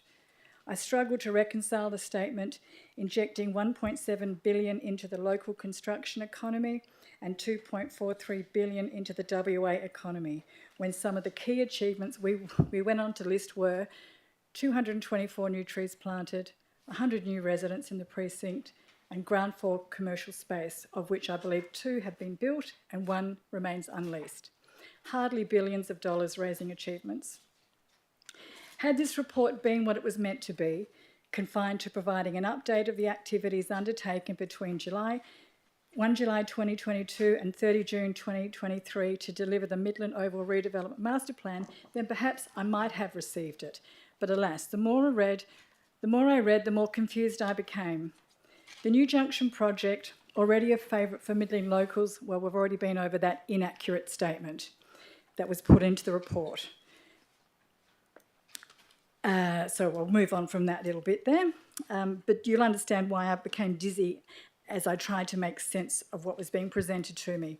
And this is why I simply can't receive it. The proposed over 50s lifestyle resort on Lot 11 is referenced to be an opportunity to meet the City of Swan's strategy for ageing population July 2015. Sounds good, right? But councillors, the City of Swan's strategy for ageing population July 2015 no longer exists. It's been superseded by the Access and Inclusion Plan 23 to 27, which from my reading has no specific vision for the ageing Swan population. So much like the former Swan District senior citizens building located for 50 years on Midland Oval before it was demolished, the City of Swan strategy for ageing population is gone. So why does this report reference a superseded strategy? And now, councillors, you will indulge me, I hope, one last observation from this report, and that is a statement that the vacant land site now known as the Catalyst Development previously generated nil revenue for the city. Well, obviously, it was our oval. It was the Midland Oval. It was Midland Recreation Ground that couldn't possibly provide rate revenue. So why is that being put in there as part of the report? I don't expect you to support my motion, councillors, but if you just want to receive a detailed financial report confined to providing an update of the activities as it's meant to do, then I would suggest you support my motion and we... Thank you, Councillor Howlett. Councillor Catalano. Thank you. The thing is that this report mostly is just a repeat of information that was given in last September's report. And, you know, why are we reporting on the year 22 to 23 when so much has happened since June 2023? Including demolition of Senior Citizens Building. It's got the same number of trees, the same number of apartments and residents, but this report presents it all as a new achievement. Anyway, the Midland community remains vehemently opposed to using ratepayers' funds to pave over the area that has been its public recreation and open space for 100 years. Now, I'll also dispute in the report where it says this is an iconic destination. I think it was actually badly designed. I don't think it's ever going to be iconic. And it's just creating more roads in a town that's already suffering from traffic congestion, where there's no traffic study and a terrible lack of public open space. We've heard it all before, and now we've got on that site more urban blight. The report states that New Junction will be worth millions to the local and state economy. Look, it's easy to say these things, but without any evidence, it's just lofty aspirations. And you know, all I see when I walk there, unfortunately, is dirty streets, upturned shopping trolleys, and vacant blocks. It's not looking good.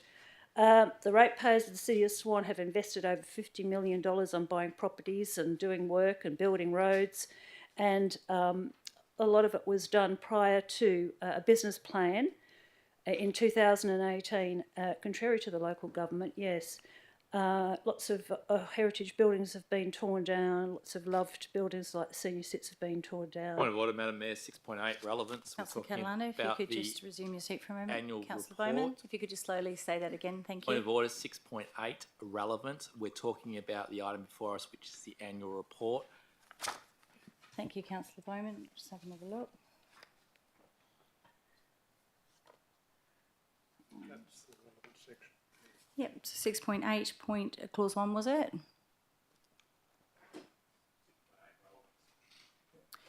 So a member, which specifically is the comment?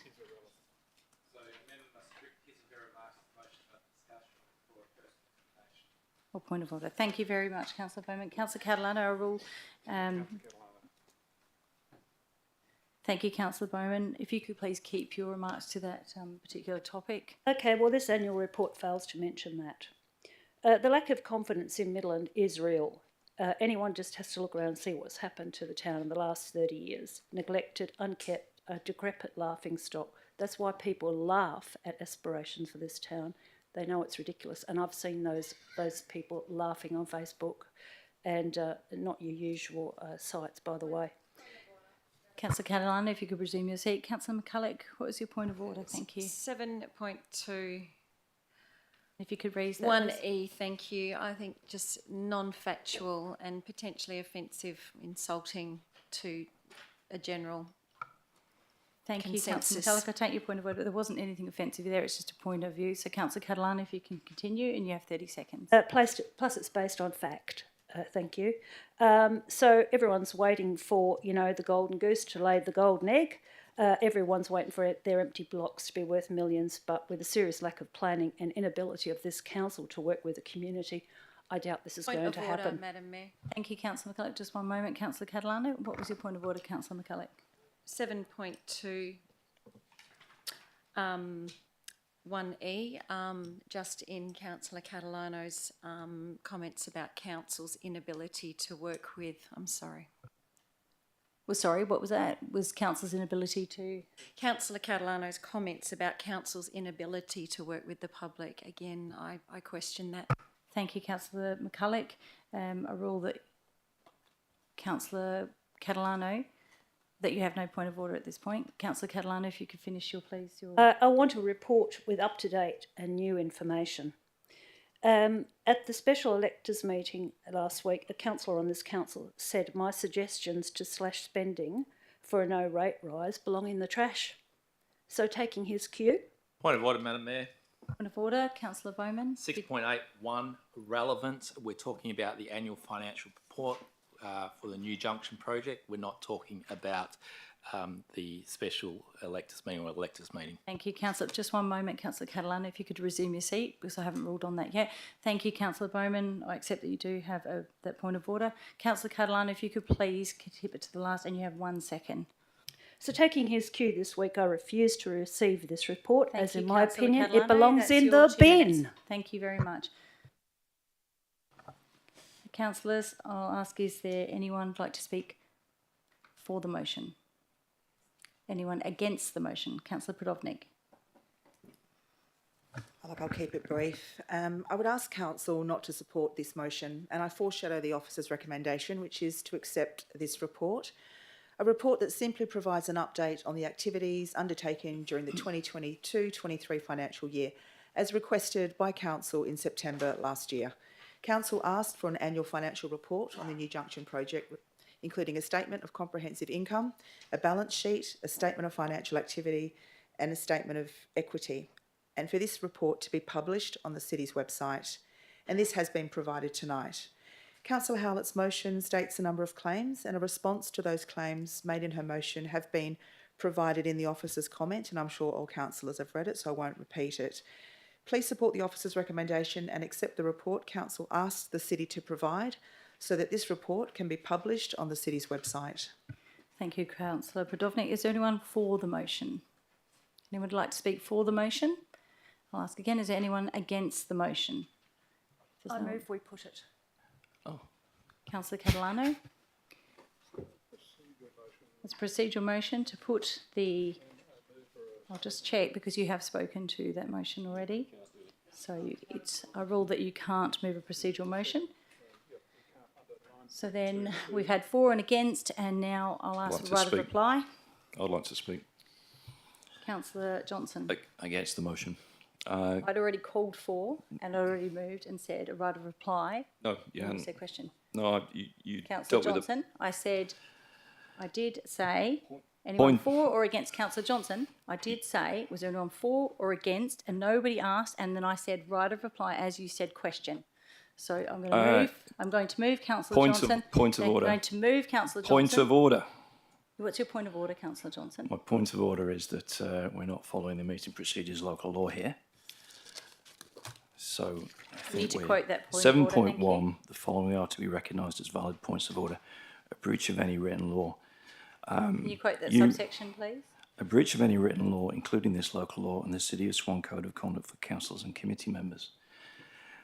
What happened in the meeting was that Councillor Catalano tried to move a procedural motion, but she was not permitted to. The next step is that I get to speak.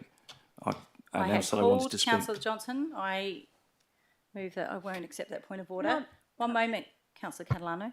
I had said, was there anyone for Was there anyone against? And I said- also, and no, I said I at was the same speaking. time you asked, I said right of reply. Councillor Howlett, your right I've of got a reply, question, please. sorry. Question, I've got a Councillor question. Catalano. Thank you. How can I have put my procedural motion if you've already asked for the motion? No, you said for the- procedural motion, Councillor Catalano. We moved that you weren't able to move that, and I said, is there anyone for or against?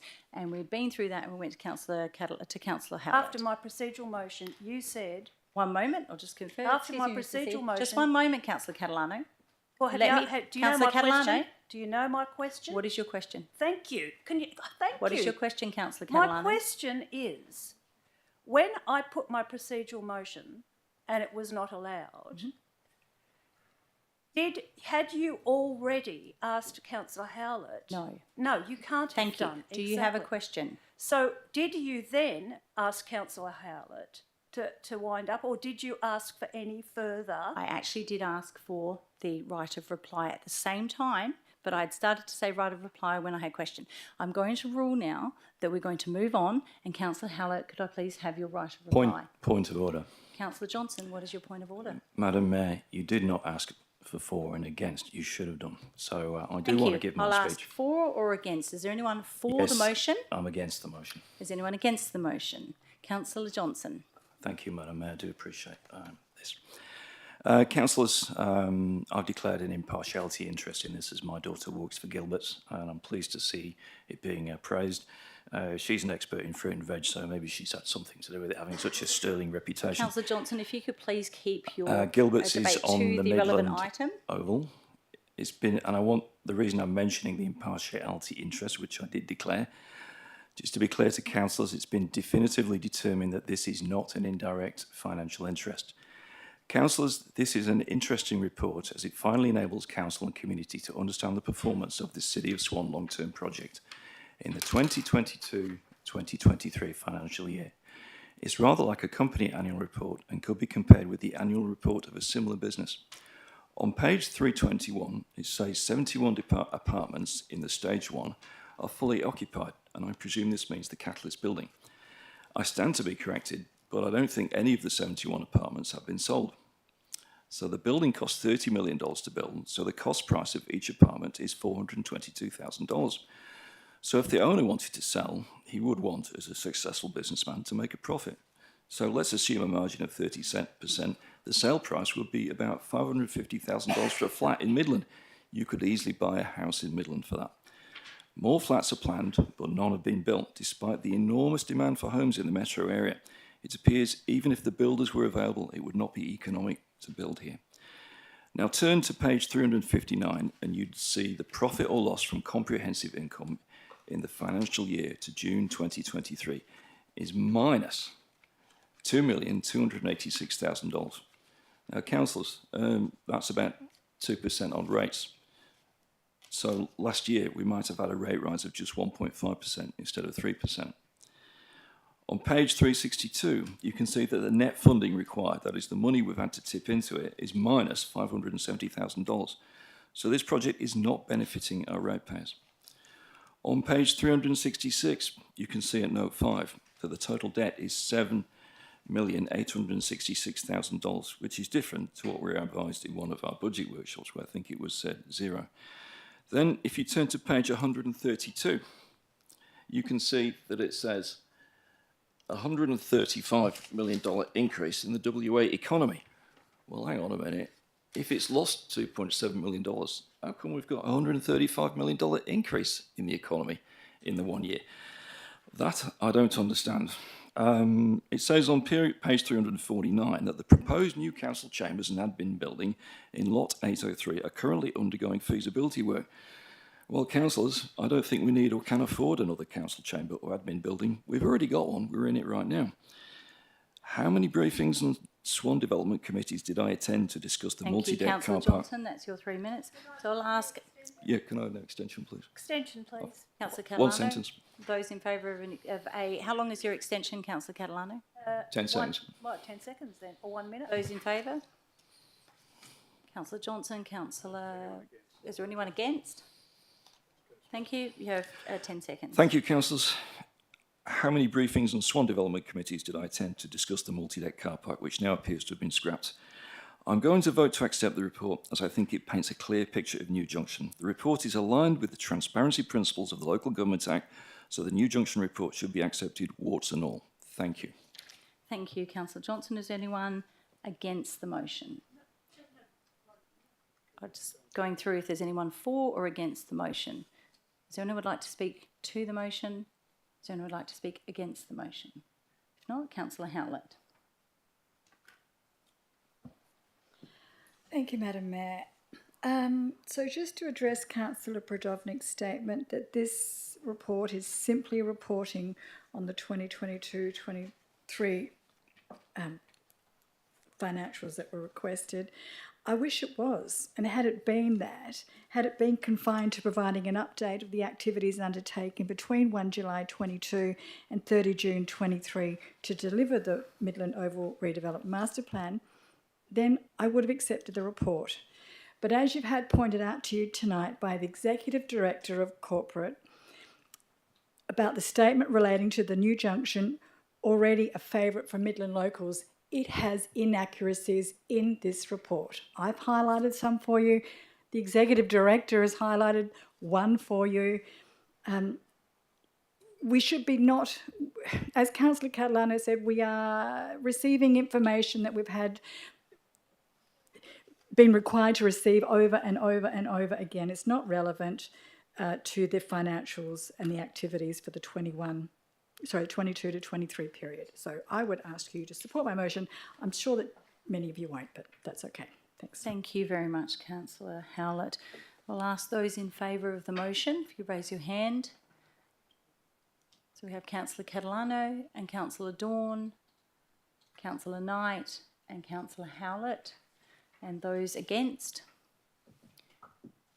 Councillor Johnson, Councillor Singh, did you have your hand up just then? Councillor Singh, Councillor Aringo, Councillor Bowman, Councillor Jones, Councillor McCulloch, Councillor Miles, Councillor Zanino, Councillor Henderson, Councillor Brodovnik and myself. The motion is lost. 411. And I'll ask for removal of the officer's recommendation, Councillor Brodovnik, and a seconder, Councillor Johnson. Would you like to speak for them? Oh, don't need to. Is there anyone against? Councillor Catalano, do you wish to debate? Question. Councillor Howlett, question. Was it foreshadowed, the officer's recommendation? It was. She did ask earlier. Okay, thank you. Thank you. Question, Councillor Catalano. You had a question? No? Just moving. Thank you. Now, is there anyone against? Just one moment, please. Councillor Bowman. Amendment? Through you, Madam Mayor, I'd like to add between the receive and the, page 356 to 367 of.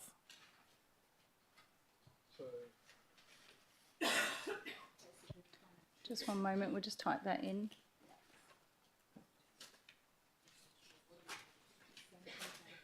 So, Councillor Bowman, if you could just state that slowly again for staff. I'd like to add the words between the words receive and the following, page 356 to 367 of.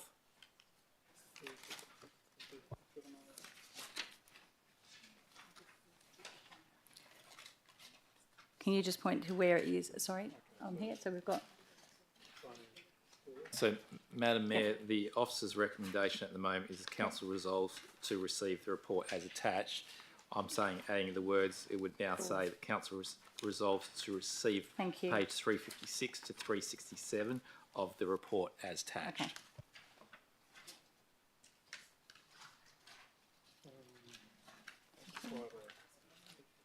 We'll just consider that for a moment. That would be an alternate motion. It's a substantive Okay. change to the thing. It's taking out most of the report. Okay, Councillor Bowman, so that is considered an alternate motion. So we won't accept that at this stage. Question then, Madam Mayor. Question, Councillor Bowman. If it's an alternative motion, can I please have explained to me what is the alternative? Because it is still receiving the report. Yep. It's just not receiving all of the report. Thank you. Through you, Mr. CEO. Yeah, again, that's the operative part, not receiving all of the report. You're substantially leaving out what was it, of the 33 pages in the report, you're going to leave out 26 of them.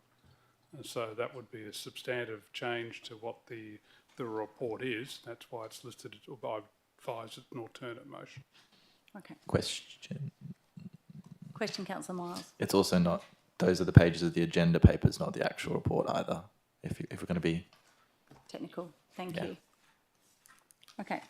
So going back, question, Councillor Catalano. Is it your ruling or the CEO's ruling? It's my ruling Great, on advice from thank the CEO. Thank you. Thank you. Okay, so we move back to the foreshadowed motion. Councillor Budovnik. Just the officer's recommendation that council resolve to receive the report as attached. Thank you very much. And did you have a seconder? Yes, already seconded. Yep, Councillor Johnson. Does anyone wish to speak against? No. Then we'll put that to the vote. Those in favour?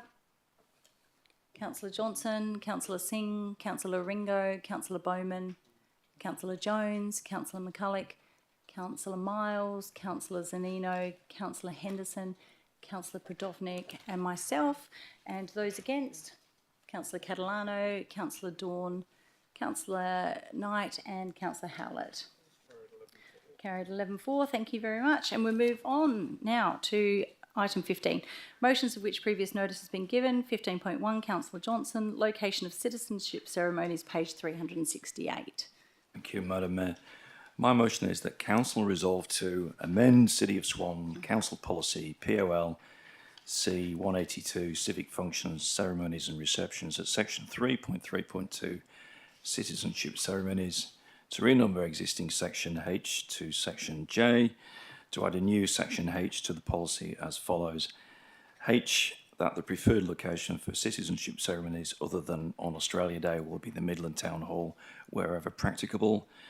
I, that Australia Day ceremonies be held in a location to be decided by the Mayor in consultation with the CEO. Section H does not prevent Australia Day ceremonies from being held in the Town Hall. The reason for the motion is the Town Hall is the City of Swan Civic Centre and should continue to be used for citizenship ceremonies. Section 2.71 of the Local Government Act states that the Council governs the local government's affairs and is responsible for the performance of the local government's functions. This includes citizenship ceremonies. Section 2.72 states that without limiting subsection 1 above, the Council is to determine the local government's policies. This includes Policy C 182. For this proposed change to the Civic Functions and Ceremonies Policy 182 through a notice of motion is aligned to the purpose and intent of the Local Government Act, which makes it clear, Section 2.6, that local governments are to be run by elected councils, and at Section 2.7, that it is the council that determines the policies. Thank you, Deputy Mayor. Can I ask for a seconder? Councillor Knight. Question. Question, Councillor Henderson. Can I ask the mover on point 2 in the agenda? It says under point 2, section H to section J. Yet in the run sheet, it has a different point. Oh, sorry, I'm talking about point 3. Can you just repeat that again? Sorry. I crossed up 2 lines. I'm sorry. Right, so no question. Councillor Knight as a seconder. Is there anyone against? Councillor Ringo, do you wish to debate it? Thank you. Councillor Johnson. Thank you, Madam Mayor. Councillors, after the February citizenship ceremony, the CEO decided, without a Council Agenda report or any kind of council consultation, to hold the next ceremony at Mandoon. When asked about this, I was told that future ceremonies would be held at Mandoon. Remember, this council controls the functions of our local government. That's what local democracy is all about. The duties of the CEO, in section 5.41, include advising the council in relation to the functions of a local government, but we, as a council, we make the decisions. Why were we not advised about this new ceremony location before it was changed? Councillors, performing the ceremony in the Home Affairs Act is actually a function of the Mayor, not the CEO. When I heard we were going to abandon the Town Hall as the venue for our ceremonies, I was quite surprised. It's a magnificent heritage building built about 120 years ago. Imagine the vision they had 120 years ago to build such a large civic building in this location. The heritage of the Town Hall building is exemplified by the World War I Memorial Honour Board, showing the sacrifice and pride of Anzacs serving in the war. History such as this lends substance and significance to our ceremonies, welcoming new Australians, which you just don't get in a commercial business. The town hall is where we hold our council meetings. It is the civic centre of our city. It's always been big enough for ceremonies in the past. The town hall has a capacity of 291, and the agenda report says that a standard ceremony has 160 attendees plus staff. The report says approvals are on the rise. Previously, a typical ceremony had 80 conferees. At the last ceremony, we had 147. If total attendees are forecast to double to 160 and the capacity of the town hall is 291, it looks like the town hall nearly has the capacity. We don't need to double the number of ceremonies. If occasionally we had to put on an extra ceremony to catch up, then what's the problem with that? Looks like there's no need to take this radical step to abandon our civic building. Although the department has said there is no problem with holding ceremonies in venues in the Swan Valley, did the department know that the stated purpose of moving the ceremony was supporting local businesses and building goodwill with key businesses? This contrasts with the code, which says it is not appropriate for a citizenship ceremony to be held at a venue for the purpose of promoting a commercial enterprise. The report says holding the event in the town hall is a lot of work for staff, but we've been holding these ceremonies in the town hall for years. What has changed? As for the cost of an occasional extra ceremony, if it does cost a little more, can't we just put it in the budget? Councillors, we should continue to use our town hall for the civic purposes it is intended for. Section 2.7 of the Local Government Act says that we, councillors, as a council, we decide the functions of the local government. And our community want to see these ceremonies continue to be performed in our historic town hall. Thank you. Thank you, Deputy Mayor. Now, Councillor Knight. Yeah, thank you, Madam Mayor. I support this motion because I believe the citizenship ceremony should be held at Midland Town Hall and not in a private venue. At first glance, there may be a case for outsourcing the ceremonies, but the report compiled is, in my opinion, full of weak justifications, lazy assumptions and rubbery figures. I could go through the reasons the city is using to justify moving the ceremonies, but I'll just stick to two of them. Number 10, more parking is available at Mandoon. There's no justification for this because there's ample parking in Midland. In number 7 and 10 also says it's a safer area and security would not be required. But when was the last time we had an incident in Midland with a citizenship ceremony? I don't recall any.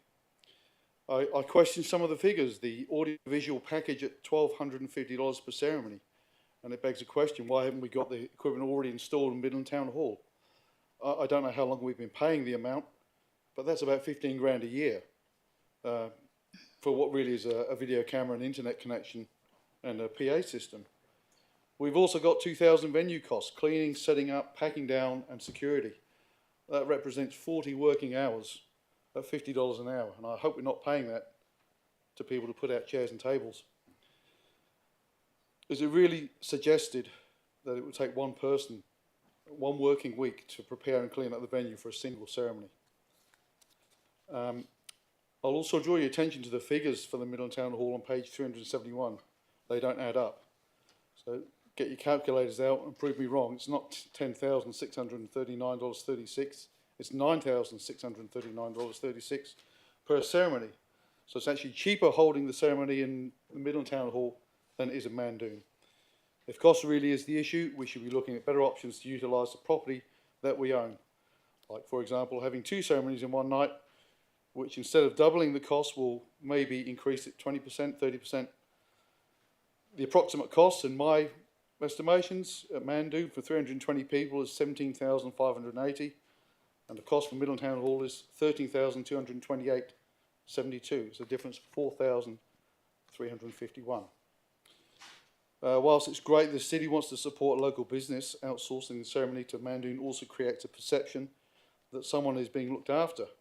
The city already holds the mayoral dinner there at this venue, which is noted in the report, and I seem to recall staff events taking place there also.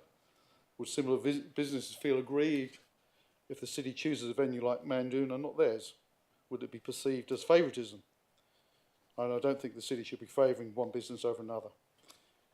In closing, I'll take a line from the report, which I do agree with, which states it's important that the City of Swan conducts citizenship ceremonies that properly uphold the significance of the occasion. Thank you, Councillor Knight, and that's these your reasons 3 I believe minutes. it should stay where it is. Thank you. Question, Councillor Henderson.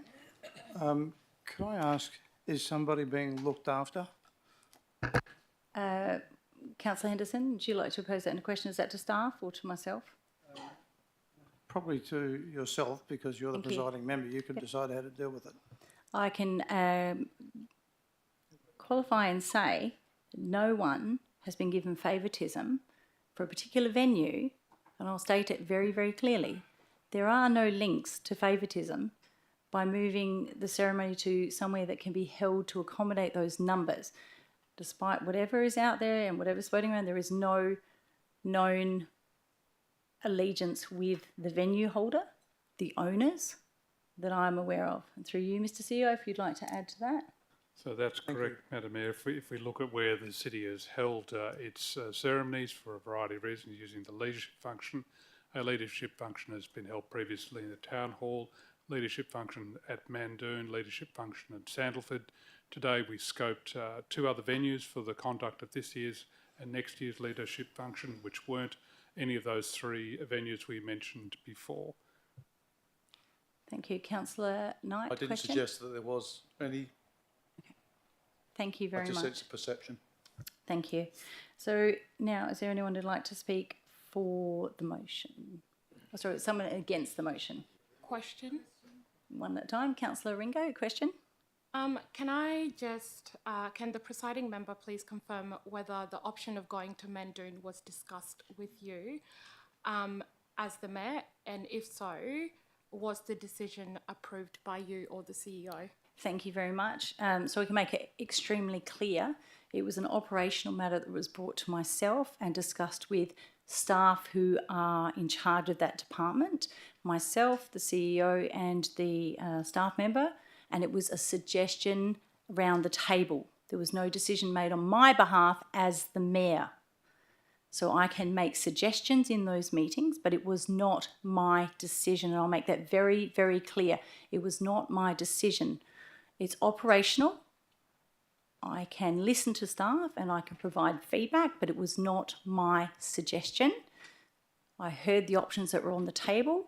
We would need to find a venue to hold the express services, which are those larger services that we are expected to host.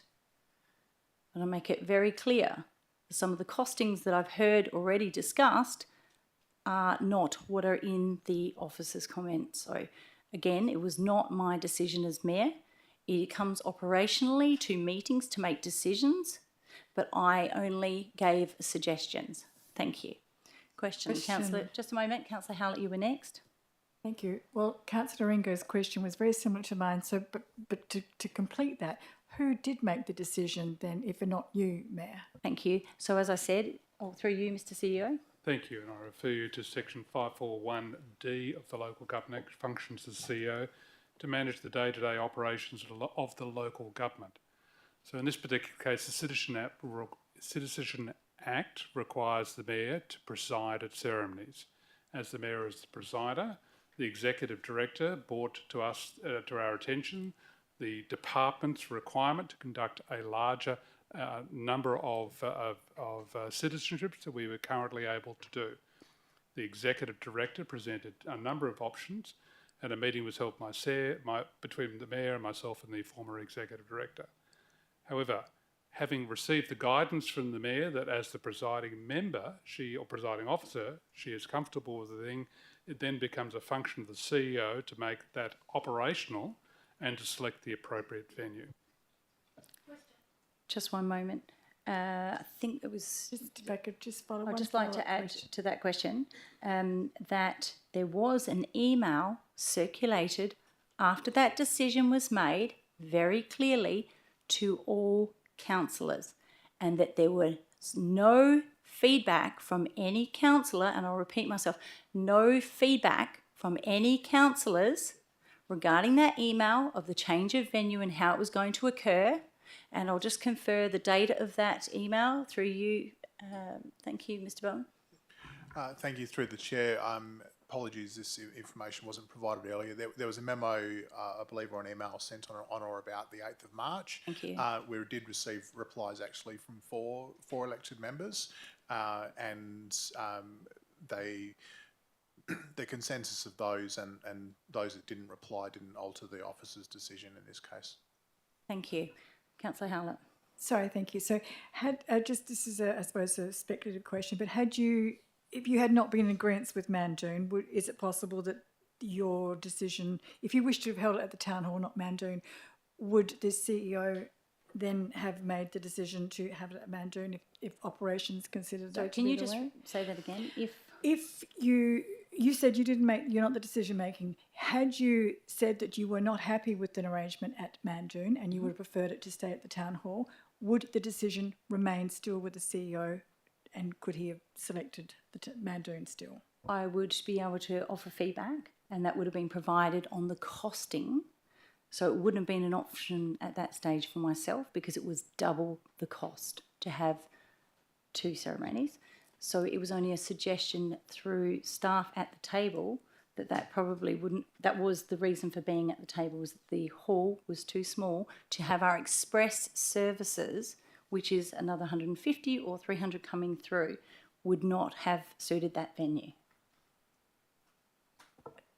With respect, that wasn't my question. So just say it again. You're asking me if the ceremony that's just been held at Mandoon, if you had said, actually, I would like it held at the Town Hall, not at Mandoon, who has the final decision, the CEO or yourself? As far as I know, it was the staff. We'll go back through to staff. Through you. Yeah, thank you. Thank you. Noting that there are no operational functions to be undertaken by elected members, you know that would be a breach of the Model Code of Conduct, not to be involved in administration. However, the Mayor has a unique function prescribed in the Citizen Act to be the presiding officer. That is why, after having consulted with the Mayor, and it's my job to make decisions operationalised, clearly all the advice was circulated to elected members, and that had been an opportunity. Had there been a difference of view at that stage, it would have been open to an elected member to seek to move a notice of motion, which Councillor Johnson has done now, seeking to amend a policy. That didn't occur. We conducted the first ceremony at Mandoon. It was very successful. It was conducted within the cost as outlined in the report. And a quick use of my calculator said that the 2 tables add up to the numbers that were contained there. That's on my maths, so I'm not quite sure where that comes from. But that's the short answer. Thank you. Councillor Catalan, you had a question? Yeah. You said that there were other costings that you were aware of that are not included in the report. Did I say that? You just said that, yeah. So what were those other costings that you're aware of that we're not aware of? Yeah, you did. Yeah, you said it. That's why I asked the question. Because I'm not aware of any extra costings. Well, you said that there were other costings that you're aware of that are not included in the report. No. Thank you. Thank you. I think the reference the Mayor was making was other venues we considered in order to be able to facilitate the decision. Sorry, so I Thank you, asked the Councillor Mayor, Catalan. I actually. think Sorry, what not you're you. trying to get at is when I you've got asked the other Mayor. costings, if I referred to the Town Hall and said we made the decision based on another venue because of the other costings, right? I'm trying to explain that the cost of hiring the tables, the chairs, the costing to set up, that's all I'm meaning, is there were costings involved in the Town Hall as opposed to the costing that came in cheaper at the other venues. And are they all included? Is that information included in this report, or the In report, that or table, the, or, it clearly, in the table that are provided to you, the 2 tables, it lays out the costings for both venues. So my question to you is, not the CEO. My question to you is there any other information that you are No. aware of that's not included in the No. report? Okay, Thank you. Councillor Ringo. Oh, sorry, it was Councillor Bowman. Thank you, Madam Mayor. We nearly look the same. Madam Mayor, correct me if I'm wrong. No offence, Councillor Ringo. The February or March Just one moment, Councillor Dorner, trying to listen to the speaker. Thank you. Was it either, and my apologies, I can't remember because I nearly fainted at it, including yourself, including Councillor Johnson and Councillor Miles, the February or March, I think, meeting, citizenship ceremony in the Town Hall, that was the 45-degree day, and part of the issue was the air conditioning was not fixed. Yes. Am I correct that all of us expressed concerns about that and that we need to look at somewhere else for the next one because we were not guaranteed of having the air conditioning fixed. Thank you, Councillor Bowman. That particular day where the air conditioning had failed was because work wasn't able to be completed by that date. But it wasn't the contributing factor. The factor was that we had been asked to provide extra express services of greater amounts of conferees coming to citizenships. And unless we doubled that at a double the cost, which is provided in the table, we needed to hold it in a venue that was bigger to accommodate the extra service for that month. Thank you. Councillor Catalano. Yeah, so is that venue at Mandoon, does it hold more people? Yes. How many more people does it hold? It's in the report. Are there any further But questions? it holds more than the 200. It's in the report, and also there was an email sent to councillors for questions that were taken on notice from Deputy Mayor and from Councillor Bowman at last Wednesday's, and it explains the size of the venues in metres and capacity. Now, I'll ask. Question. Question, Councillor Johnson. If we're looking at premium venues in the Swan Valley, as it says in the report, what are the quotes have we got from, say, Sandalford's or other locations? Through you, Mr. CEO. Thank you, and through the chair. Yes, that was part of the assessment. We looked at a number of venues, their accessibility, toilets, facilities, etc. And that was taken to the mayor at the time, and obviously Mandoon represented the best value for money for us. Thank you, Mr. CEO. So we'll move back to the debate right now. Is there anyone who'd like to speak against the motion? Councillor Ringo. Oh, thank you, Madam Mayor. Councillors, I'm not going to talk so much about this item on the agenda anymore. I think we've all heard what's been spoken already in the chambers, but I'd just like to make it known that, number one, this is an operational matter. It shouldn't have actually been here in the first place for discussion, as stated in the report. Secondly, councillors, there's a lot that's been said, but I just want to touch on a few things. Councillor Knight did say a lot has changed, and I do agree, a lot has changed. Looking at this report, a lot has changed since the last time, prior to me being on council, how citizenship ceremonies were done. Perhaps the numbers have increased, the numbers of conferees, which I know so. Based on when you look at the mandate that's coming through from Department of Home Affairs, we're now getting quite a large numbers, and it's been said in the officer's report that the KPI, they're trying to meet the KPI, and obviously that's going to increase. But I want to talk about something that's really huge on this council, and that's from time and time again since I've been elected, and prior to me being elected, I've heard every single resident, a lot of residents, and I think a lot of us in here can actually agree, we've spoken about cost cutting. And by looking at the table presented to us, and I'll just name it a few, catering with no alcohol at the Midland Town Hall, $5,389.36 per ceremony. That's a total of $10,778.72 for 2 ceremonies if we are to have it in the Midland Town Hall. However, if you compare it to a different venue, such as Mandoon Estate, catering with no alcohol, $7,590 per month. Now, we would only need to host 1 ceremony because the venue is large enough. I was lucky enough to attend the last citizenship ceremony we had at Midland Town Hall on that really hot day, and Councillor Dave Knight, you weren't there, but we did have an incident happen with a young child, which from my experience as a former nurse, I do not want to see it happen again. There are numerous hidden expenses associated with Midland Town Hall. For example, the setup, pack down costs, cleaning fees, and security expenses, which are unnecessary at private venues such as Mandoon Estate. Some may ask hypothetically, where there are any protocols of holding or not holding citizen ceremonies at licensed premises, and whether, you know, those attending for religious or other beliefs do not or are not allowed to enter or attend. And my simple response to that is that city staff have confirmed that there are no restrictions to having ceremonies in licensed premises. In fact, the surveyor room has an option for providing alcohol, but the bar room, but the bar will not be open. Over. Thank you very much. Move an extension for her. Extension. Thank you. Is anyone against? Thank you. You have 2 minutes. Thank you.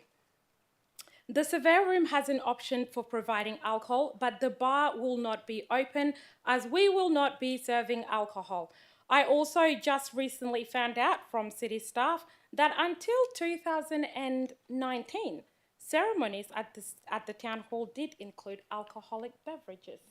Now, councillors, looking back at the report, I can see there are some great benefits of actually hosting our citizenship ceremonies. As somebody who actually recently became a citizen myself, I know exactly how important it is, and we do take these citizenship ceremonies very seriously from someone who is a migrant in this country. Some of the benefits it says here is be able to accommodate the substantial number of conferees we are receiving. And I think I've made that very clear in my debate tonight, and I think we all agree on that.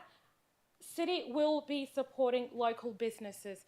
That is something that we have all time and time again. I've heard a few times in this chambers that we need to be supporting local businesses, and we are doing just that. And not just that, it will help the city build goodwill with key businesses in the Swan Valley and the wider Swan Valley community, which is the city's premier tourism precinct. I think it is an excellent idea, not just for the Mandoon estate particularly, but to also look at other venues. And I believe that we have agreed that we do have the options of looking at that. That is why I say don't support this motion. Thank you. Thank you, Councillor Ringo. I'll ask, is anyone for the motion? Councillor Howlett. Thank you. I wasn't really going to speak to this, but as a migrant to this country, I also proudly became an Australian citizen, and that was given to or bestowed to me. My conferee ceremony was at the former City of Swan offices, which is now the Operations Centre, and it was a very modest affair and quite lovely and a very proud moment for me. But I am concerned that we are going down that line of outsourcing civic activities to corporate ventures, and I am not a great believer in that.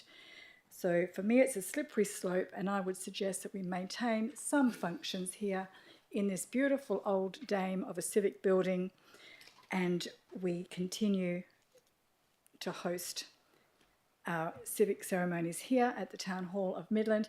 And if the air conditioning needs fixing, we just need to tighten up our asset management a little bit more, particularly on our older buildings. Thank you. Thank you, Councillor Howlett. Does anyone like to speak for the motion? Against the motion? Councillor Bowman. Thank you, Madam Mayor, and I wasn't going to, but Madam Mayor, when we are so prescriptive in our policy, it means that if we want to go against that policy, a council policy, only the 15 of us as a collective can actually go against that policy. So, Madam Mayor, my concern is, and I'm happy for them to be in the Town Hall, I'm happy for them to be other places as well, because I was one of the ones that actually responded to the memo on the 8th of March, questioning the cost, and I got a very detailed response back. But Madam Mayor, if we are so prescriptive in this policy, what happens if the Midland Town Hall is not available? Staff then cannot make the decision to go against the council policy. So why would we be prescriptive in that? That's my question. Madam Mayor, I hear about the benefits to our community, to our businesses, and I asked the question at Agenda Forum, and in case some people haven't read the response, the current caterers are not a City of Swan business. My views are, when we're doing business in the city, we should always be aiming to engage in current businesses. Here is a way of doing it. Yes, it was at Mandoon this time. I was one of the councillors that did attend, together with yourself and a few other councillors, and I found there were some actually benefits because it was a nicer area to hang around with afterwards, to have a chat with those that took the time to come along and spend the evening of a great event. That's the parts that I like from the citizenship ceremony, listening to their stories, be able to talk to them as well. Madam Mayor, I cannot support this motion because we don't need this in our policy. We don't need to be prescriptive in our policy because it may indirectly cause us problems later on. I think there's a good direction to the CEO that we want to see a number of them in the town hall, but we're also hearing from the staff that because of the numbers, we need to look at other avenues as well. But again, Councillor Ringo is right. We all talk in this chamber about cost cutting. Staff have come to us with an example of how to save costs because of the increase in the numbers. And now we're actually not wanting to do that. Thank you, Councillor Bowman. Is there anyone like to speak for the motion? Does anyone like to speak against the motion? Councillor Howlett, you're about to reply. You okay? Oh. Sorry, Councillor Johnson. Councillors, Madam Mayor, all the way through Councillor Bowman's speech, I did want to do a point of order, but I thought I'll wait, I'll explain. Councillor, my motion is not prescriptive. If you read it, it says at H, the preferred location for citizenship ceremonies, I can't say it, other than on Australia Day, will be the Midland Town Hall wherever practicable. And that means if it's not practicable, the staff are free to hold it somewhere else. So if the aircon has failed, you can move it somewhere else. Councillors, one of the great benefits of holding the ceremony in that town hall is the benefit is the history of the town hall. In comparison with a commercial venue with a very low ceiling, the magnificence of that building and the statement that it makes of who we are as a city, what we believe in as a local government, the general surroundings, I think, are absolutely perfect. Councillors, I became a citizen myself, not in the Midland Town Hall. I do wish I'd actually become a citizen there, but that's not the case. I want to address the issue of licensed premises because it does appear that Councillor Ringo thinks that I think there should not be alcohol. I don't know where he got that from because I definitely had 3 glasses of Chardonnay, or maybe it was just 2 at when we were at Mandoon. So I think it's fine for people to have a drink if they want, and if they don't want to have a drink, they don't have to. If you want to have a drink of alcohol, you have to pay for it. So, councillors, this issue of the aircon might fail in the Midland Town Hall. Councillors, it might fail anywhere. It might even fail at Mandoon. Councillors, we don't need to double the number of ceremonies. The numbers suggest maybe 1 or 2 extra once a year. And I want to address this issue of operational matters. It's absolutely clear that nothing we do in this chamber is operational. No debates, no decisions we make ever are operational. So it says 19 in the Code of Conduct, prohibition against involvement in administration.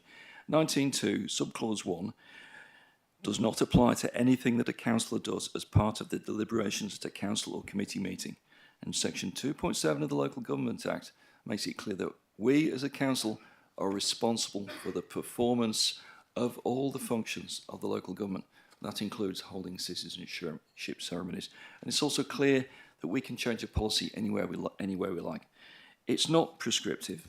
It's actually very flexible.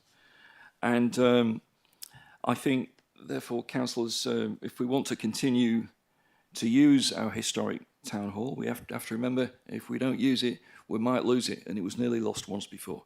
So, councillors, I urge you to support my motion. Thank you.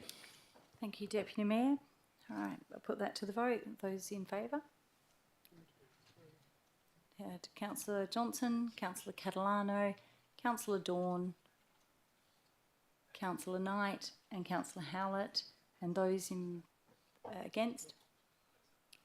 Councillor Singh, Councillor Oringo, Councillor Bowman, Councillor Jones, Councillor McCulloch, Councillor Miles, Councillor Zanino, Councillor Henderson, Councillor Podovnik and myself.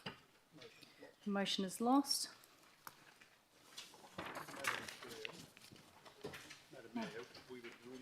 a break. But as there's only one further item, I recommend you continue. So we'll just discuss that we would normally have a break, but we've got one more item, so if anyone is against, we're happy to go through. Okay, so we move on to 16 supplementary agenda at 1.1.1, the Valley Statutory Planning Committee nominees, which we had a supplementary agenda there. So again, this has been withdrawn for absolute majority vote, and the proposed motion from Councillor Ringo.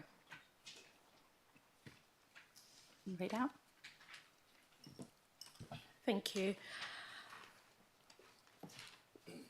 I propose that Council resolve to nominate Councillor Zanino, Councillor Henderson and Councillor Bowman for the WAPC's consideration and recommendation to the Minister for Planning to appoint one City of Swan councillor as a member of the Swan Valley Statutory Planning Committee. 2. Authorise the CEO to advise the WAPC of the nominations for considerations. And the reason for your motion? And the reason for this motion is it is appropriate for 2 nominees to be from Swan Valley Gidgegannup Ward. And do I have a seconder, Councillor Jones? And is there anyone against? No? Carried that unanimously. Thank you very much. Now move to item 17, notice of motions for considerations at the following meeting if given during the meeting. And remember that the deadline for submissions will be 5 p.m. on Tuesday the 21st of May 2024. So, and that will call a close to the end of the meeting and thank everyone in the gallery who stayed until the end and wish you all a safe trip home and close the meeting at 8:21 p.m. Thank you.